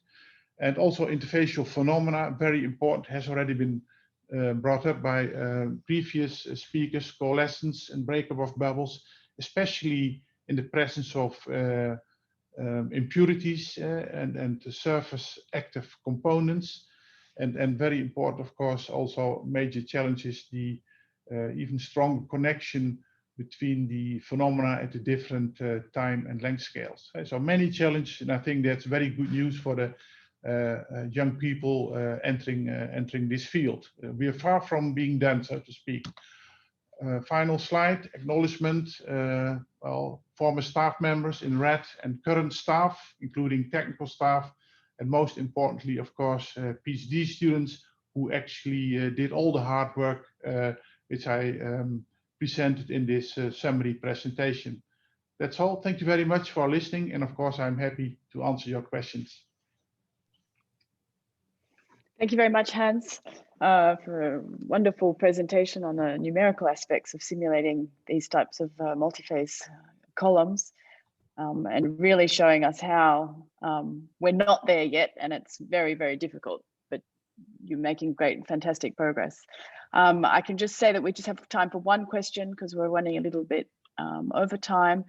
So there's just one question here. How easy or difficult is it to adapt to the boundary layer approach for the simulation of mass transfer from a single bubble in case of chemisorption, especially in the case of reaction mechanisms? Yes, okay, this is a very good question. So what you need to do is return to the boundary layer equations and account for the presence of source term in the boundary layer, let's say, equation. So you can solve these equations. So when, let's say, the kinetics is not too complicated. So typically we would of course like to have the good old first order kinetic schemes, but of course reality is more complex, and there you might need to switch to 1D local numerical methods. You can do that very efficiently, of course, to solve the, let's say, essentially PDEs in one space coordinate. So there are very efficient spectral techniques available with which you can tackle such type of equations using only a few grid points. And so that's a possibility. And of course, you also need to extend the remaining part of the model to account for multi-component mass transfer, possibly including Maxwell-Stephan type of approach, depending a bit on the type of system you are confronted with. A very good question, and it's possible, but quite challenging. Okay, thank you very much. And just one last question. What type of turbulence model do you use in the continuous phase for the large Euler model? Or the grain, maybe it's meant to be the Grangian Euler model. Good question. So we use SGS model of Freeman. So it has been reported in literature, and that's the one we use. So it's a subgrid scale model. It's somewhat more extended version compared to the well-known Smagorinsky model. Great. Okay, thank you very much. If anyone has other questions, I invite you to put them on the question and answer tab, and Hans can type answers in for you if you. Yes, I will do that. Thank you, Joelle. Okay, thank you very much. Thank you. Right, we're going to move on to the last speaker, and we have Giorgio Besagni from Italy, who's going to talk to us about flow regimes in bubble columns. Thank you, Joelle, for the introduction. Are you able to see my screen? Just for checking. Yes, everything is good. Yeah, thank you. And good morning to all of you. This presentation concerns fluid dynamics in bubble column. And in particular, I would like to provide a new and comprehensive perspective for the flow regimes in bubble column. So our general goal is to advance understanding in gas liquid bubble columns with a multi-scale perspective. It's well known that the global and the local flow properties in bubble columns are related to the flow regimes. And generally speaking, we may have the homogeneous and the heterogeneous one. But I will come back later on this concept in a few slides. Before going further, I would like just to fix some of the concepts and the parameters I use later on. First of all, concerning global flow properties, we have the gas hold-up. The gas hold-up is the volume of the gas phase divided by the total volume of the reactor, which is related to the mean residence time of the dispersed phase. Then we have the superficial gas and liquid velocity. We need to consider the operation mode. A bubble column can be operated in the batch mode, or in concurrent or in countercurrent mode, if we have a water flow rate. And then we have the bubble size distribution as a fundamental local flow properties.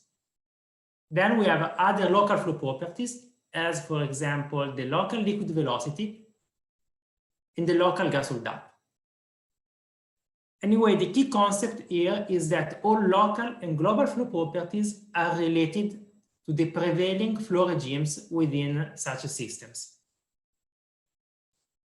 So the question now is, what are the flow regimes in a bubble column?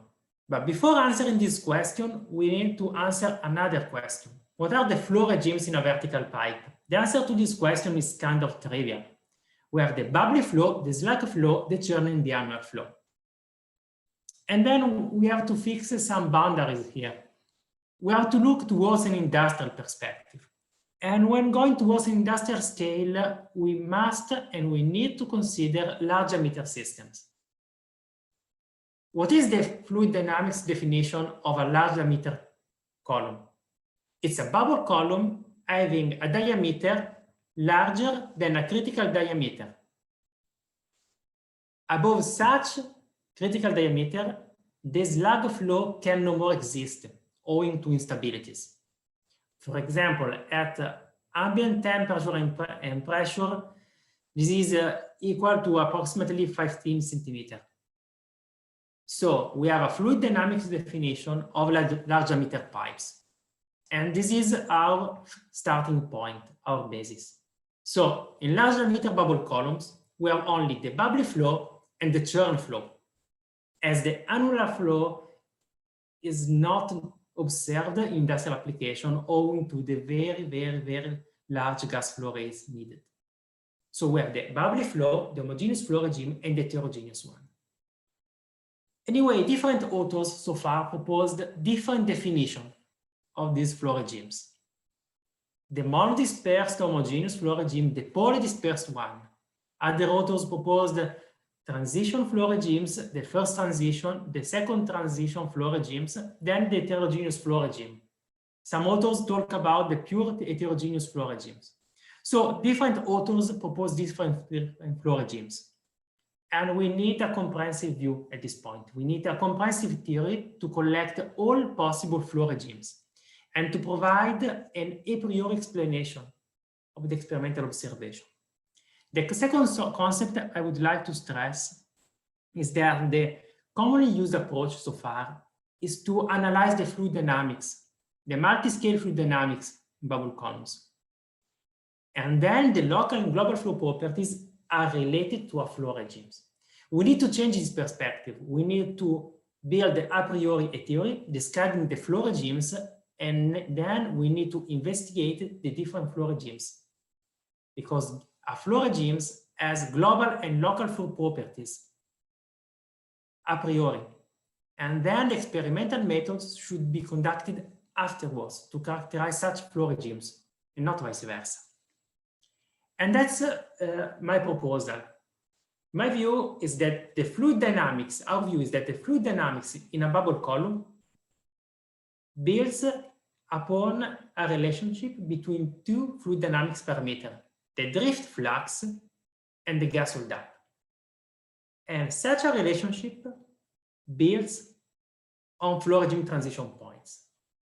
So on the y-axis, we have the drift flux, which is related to the flow rates and to the gas holdup. And on the x-axis, we have the gas holdup. And this curve, the shape of this curve is related to the flow regime transition points. So changing the design of the bubble column, changing the liquid phase, changing the gas phase, changes the position of the flow regime transition. And then we may have, or we may not have certain flow regimes. But because the flow regime transition points moves, and sometimes they merge together. I'll come back later on this point. But let's have a look at the existing flow regimes in a bubble column. We have the homogeneous flow regime, the transition heterogeneous flow regime. The homogeneous flow regime is can be defined as a flow regime where we do not have coalescence-induced structures having an equivalent diameter equal to the diameter of the column and created because of coalescence. So we have the homogeneous flow regime, which is divided into a monodispersed and a polydispersed. The monodispersed is defined as the flow regime where we have bubbles below the diameter for the change of sign of the lift force, which is approximately 5.8 centimeters. Then we have the polydispersed homogeneous flow regime, where the bubble size distribution within the system is in between the diameter for the change of sign of the lift force. So we have small and large bubbles. The large bubbles will go towards the center of the column, and then we'll have the coalescence-induced structures. We may have the transition flow regimes and the heterogeneous one. First of all, we'll have non-stable coalescence-induced structures in the first part of the transition flow regimes. In this flow regime, we have oscillation of the gas holdup and the liquid level of the column because we have coalescence-induced structures which are not stable. Then they stabilize in the column, but there is an imbalance between the generated coalescence-induced structure and the increased gas flow rate. And in this region, the gas holdup decreases. Then we have a stabilization of the gas holdup, which is the first part of the heterogeneous flow regime, and then we have the pure heterogeneous flow regime. That's a comprehensive description of the flow regimes. And by using such a description, we may analyze and interpret all possible experimental data. We may note that looking at the bottom left part of this figure, we may recognize the first part of this curve as the one proposed by Wallis in the 70s. So the polydispersed homogeneous flow regime builds upon the monodispersed one, which was described by the Wallis criterion. So that's a comprehensive description of the flow regime. in the following part of this presentation concern experimental method and experimental results to describe the possible flow regimes and to unveil the relationship between the column design and the liquid and gas property and the liquid properties for the different flow regimes. So first of all, I'll describe the experimental setup, the experimental method. Then we'll have a look at the experimental studies concerning an air-water bubble column. We'll change the experimental setup, and then we'll change the phase properties. And then we'll have a look at how the flow regime changed. This is the experimental setup we used. It's a large scale and large diameter bubble column. The inner diameter is 24 centimeters, so it's classified as a large diameter bubble column. We have the air injection line, and the bubble column can be operated countercurrently because of this pump, which recirculates water within the system. This is a photo of the experimental setup. This is a photo of the gas purger. In the first part of the results, I'll describe the fluid dynamics of this bubble column using this purger, having large gas purger opening. Then we have boxes for the flow visualization at different positions in the column. And we have location to measure the local flow properties by means of the optical probe. So we have this experimental setup. The fluid dynamics in a bubble column is multiscale. So we need a multiscale experimental method. First of all, we need to look at the global scale. We need to measure the gas holdup for different operating conditions, and this is measured by means of the bed expansion technique. We measure the liquid level, how the liquid level changes between before and after aeration. Then we use the gas engagement technique to detect the presence of coalescence-induced structures, not large bubbles owing to the lift force, but coalescence-induced structures, which characterize the transition and heterogeneous flow regime. Then we go towards the local scale by using image analysis to detect the bubble size and shape, and using optical probes to describe the local flow properties, the local gas velocity, the local gas holdup. And finally, by using particle tracking velocimetry, we measure the local liquid velocity and turbulent quantities. So we have the experimental setup, we have a multi-scale procedure, and we applied such a procedure to study different cases. First of all, I'll describe an air water bubble column equipped by the spider purger, which is a distributor having large gas purger opening. So such a gas purger will produce bubbles having a large diameter. So we'll expect a poly-dispersed flow within the column. Then we'll change the bubble column design and the liquid phase. First of all, we measure the gas holdup for different gas velocity and the liquid velocity. We know that increasing the superficial gas velocity, the gas holdup increases. Of course, because we are injecting more air within the column. Then we have a change of slope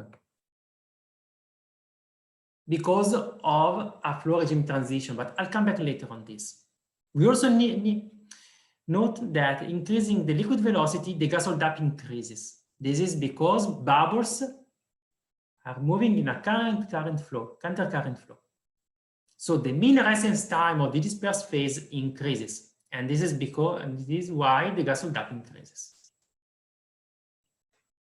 We have this bubble column operating curve, the gas holdup curves, and by using the gas engagement technique, we are able to detect coalescence-induced structures. So this change of slope is because we start having coalescence-induced structures. So this is a flow regime transition. The question now is, okay, but what is this flow regime transition? And by using the operating curve shown before, we are able to appreciate that this flow regime transition is the transition between the polydispersed homogeneous flow regime and the pure heterogeneous flow regime in the batch mode. Then, while increasing the liquid velocity, we know that at a certain point, we also have the pseudo-heterogeneous flow regime. So we use the theory proposed before to analyze such gas-hold-up curves. So at this point, now we are aware that we have the homogeneous flow regime and the heterogeneous one. Now we are aware of the boundaries of the homogeneous flow regime. We know the relationship between the gas hold-up the transition, the superficial velocity transition related to the liquid velocity. Generally speaking, the countercurrent flow destabilizes the homogeneous flow regime. This is because the gas hold-up increases, so bubbles are more likely to interact. So this is the boundary of the homogeneous flow regime.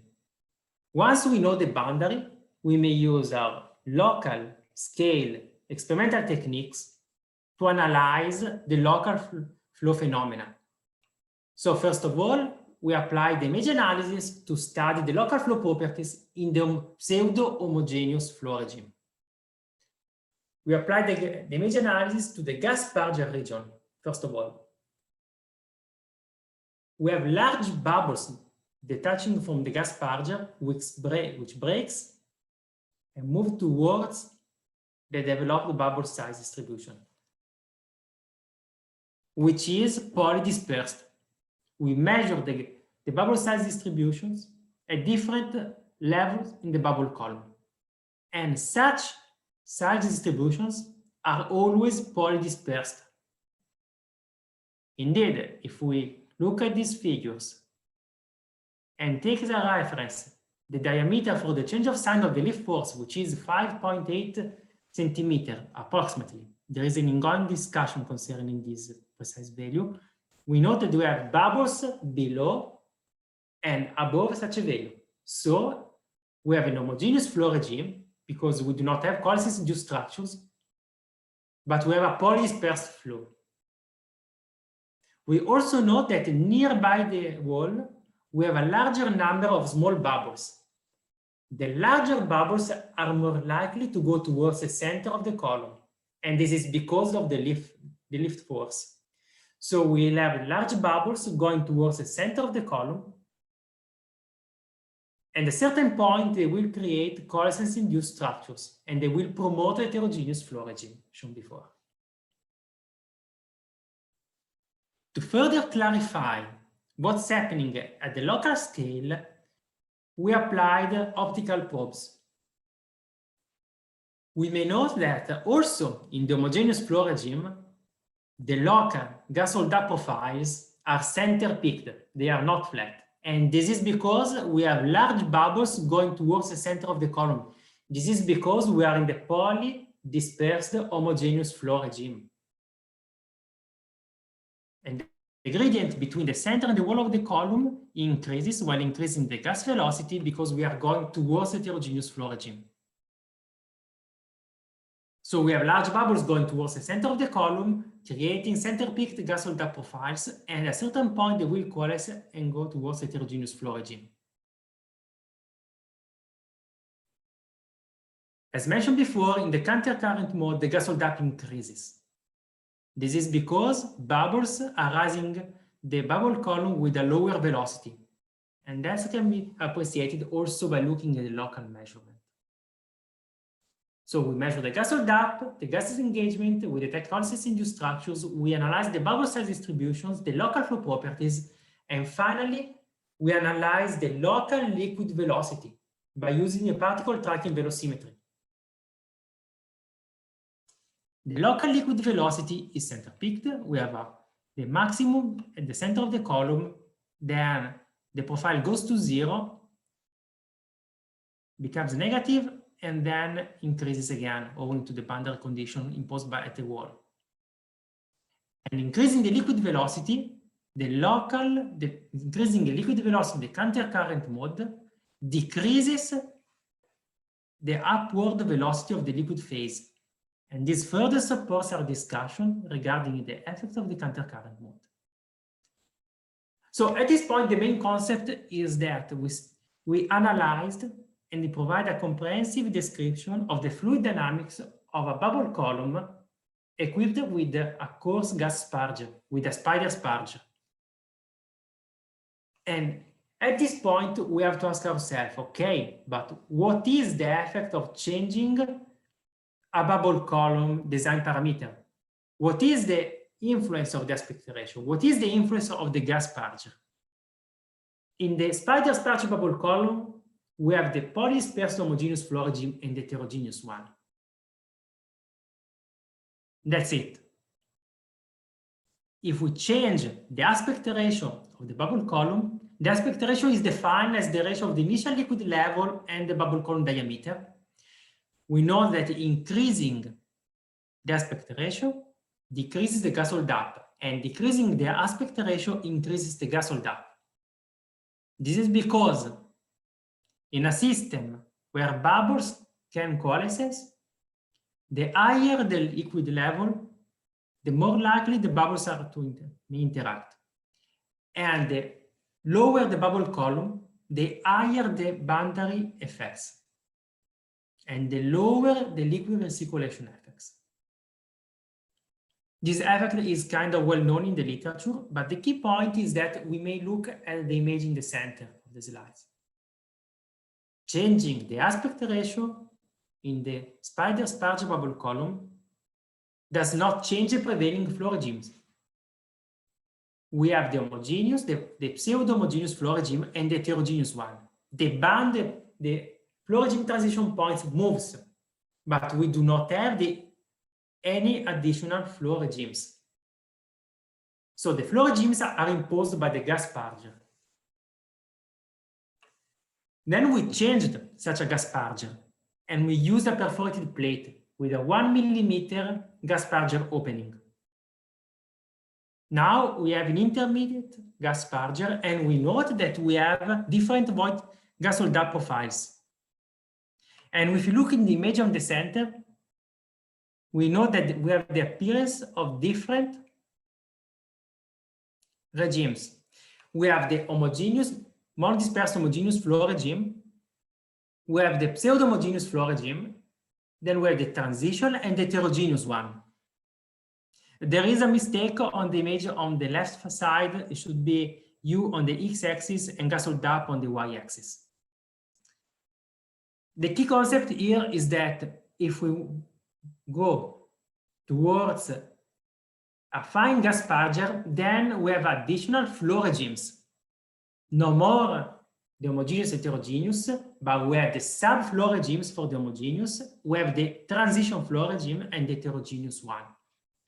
Increasing the aspect ratio results in merging some of these flow regimes.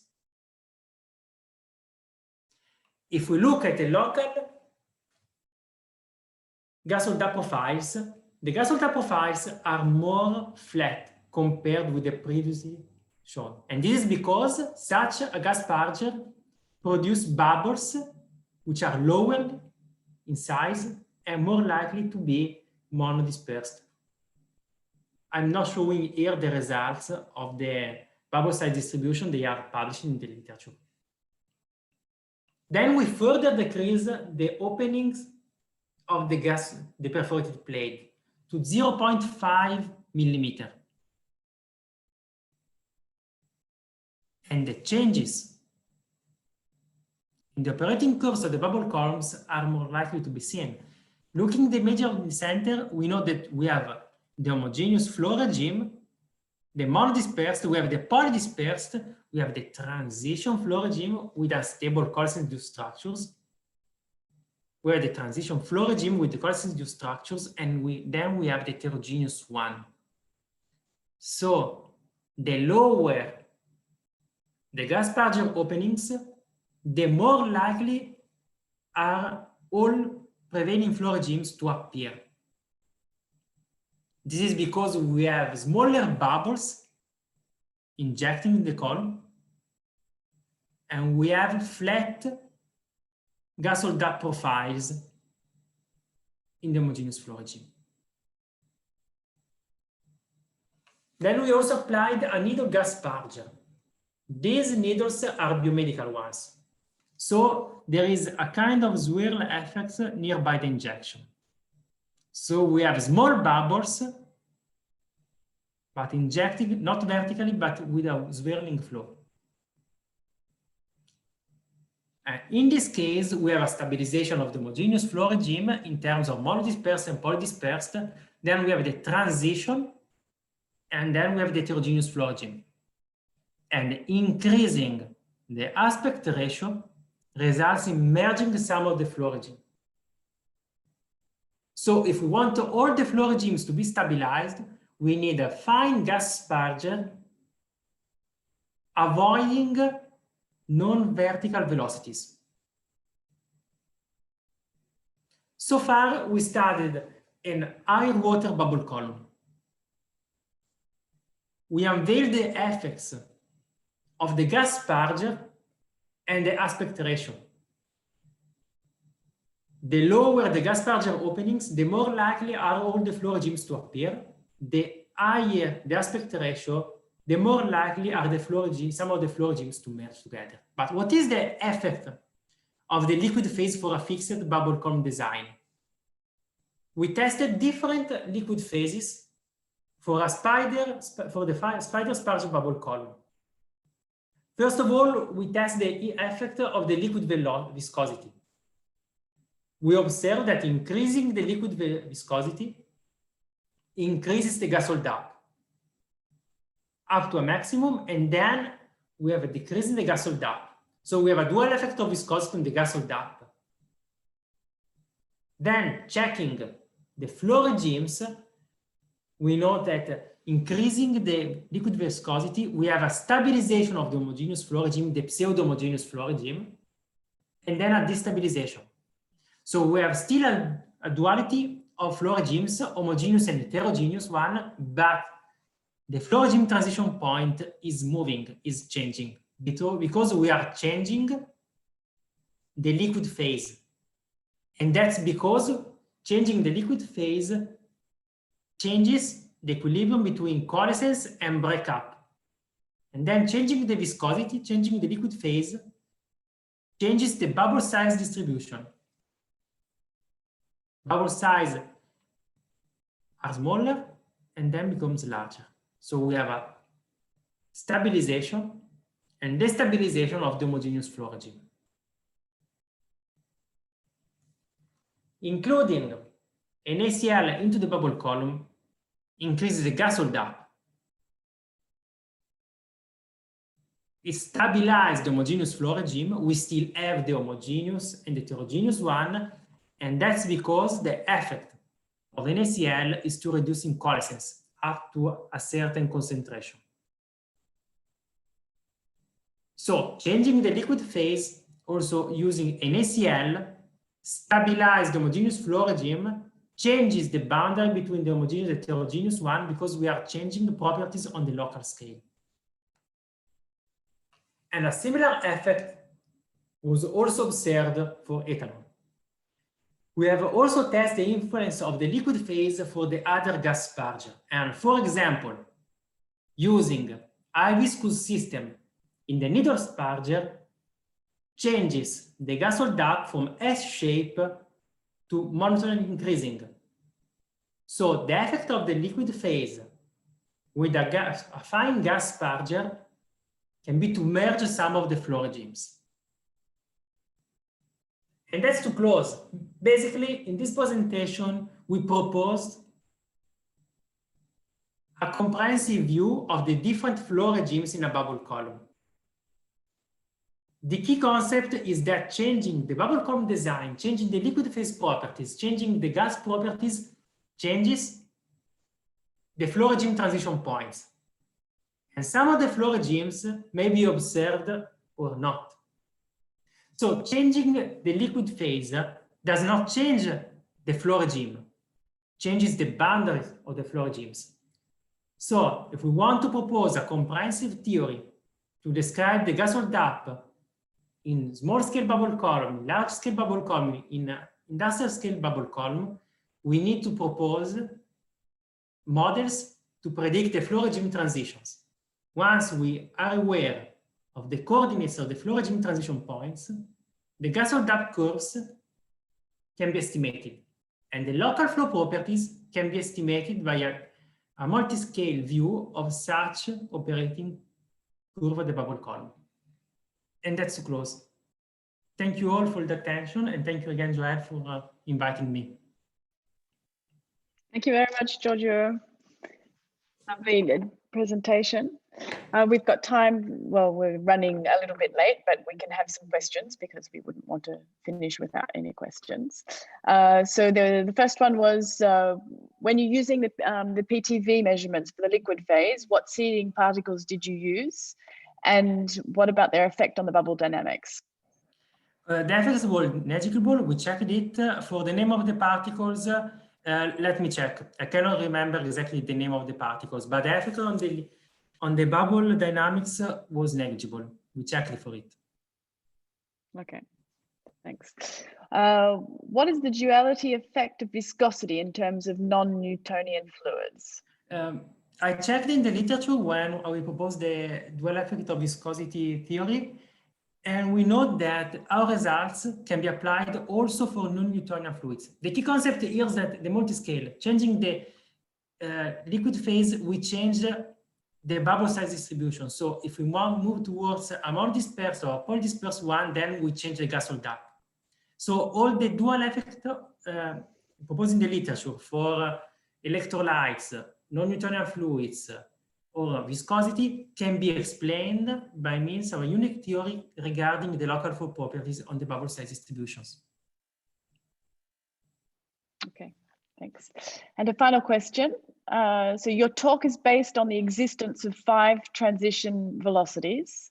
The other researchers have talked about 2 main transition velocities and the existence of boundaries between the subregimes. Do you agree that some transition velocities in your concept are major and other are minor or not so important? Yeah, thank you for this question. I agree that all of them are important to model bubble columns, but the main ones concern the existence of coalescence-induced structures, because there we have a major change in the fluid dynamics. Anyway, in my view, the boundary, for example, in the monodispersed homogeneous flow regime and the pseudo-dispersed is very important, as there we have a slight change of the bubble size distribution towards the coalescence-induced structures. I would say that there are 3 main flow regime transitions and the other can be considered as minor, but to model all the gas hold-up curves and all the changes related to changes in the bubble column design, we need to consider all of them. Okay, thank you. And there's just one final one that's come in. What do you think about the duality of the flow regimes, existence of 2 regimes simultaneously in a column? Yeah, my view is that the transition flow regime with its sub-flow regimes maybe, but I still to think about it, can be considered as a merging between the homogeneous and the heterogeneous one, because that's kind of a smooth transition towards the heterogeneous one. And maybe in the theory part to model the flow regime transition points, such flow regimes transition can be considered as a mixing between the 2 flow regimes, but there I'm still open also for any suggestions.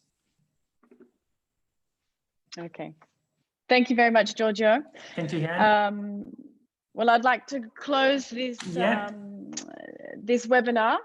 I'd like to thank everybody for participating. Thank you very much to the speakers coming from different countries around the world. Thank you to Martin Pux, who has done a lot of organization in all of the EFCE Spotlight talk series. Thank you to Michael as well for being the co-organizer of this webinar. now that you've been quite a few to wonder if you can get hold of the presentations, I'd like to inform you that the whole webinar has been recorded, and it will be available on the EFCE YouTube channel from next week.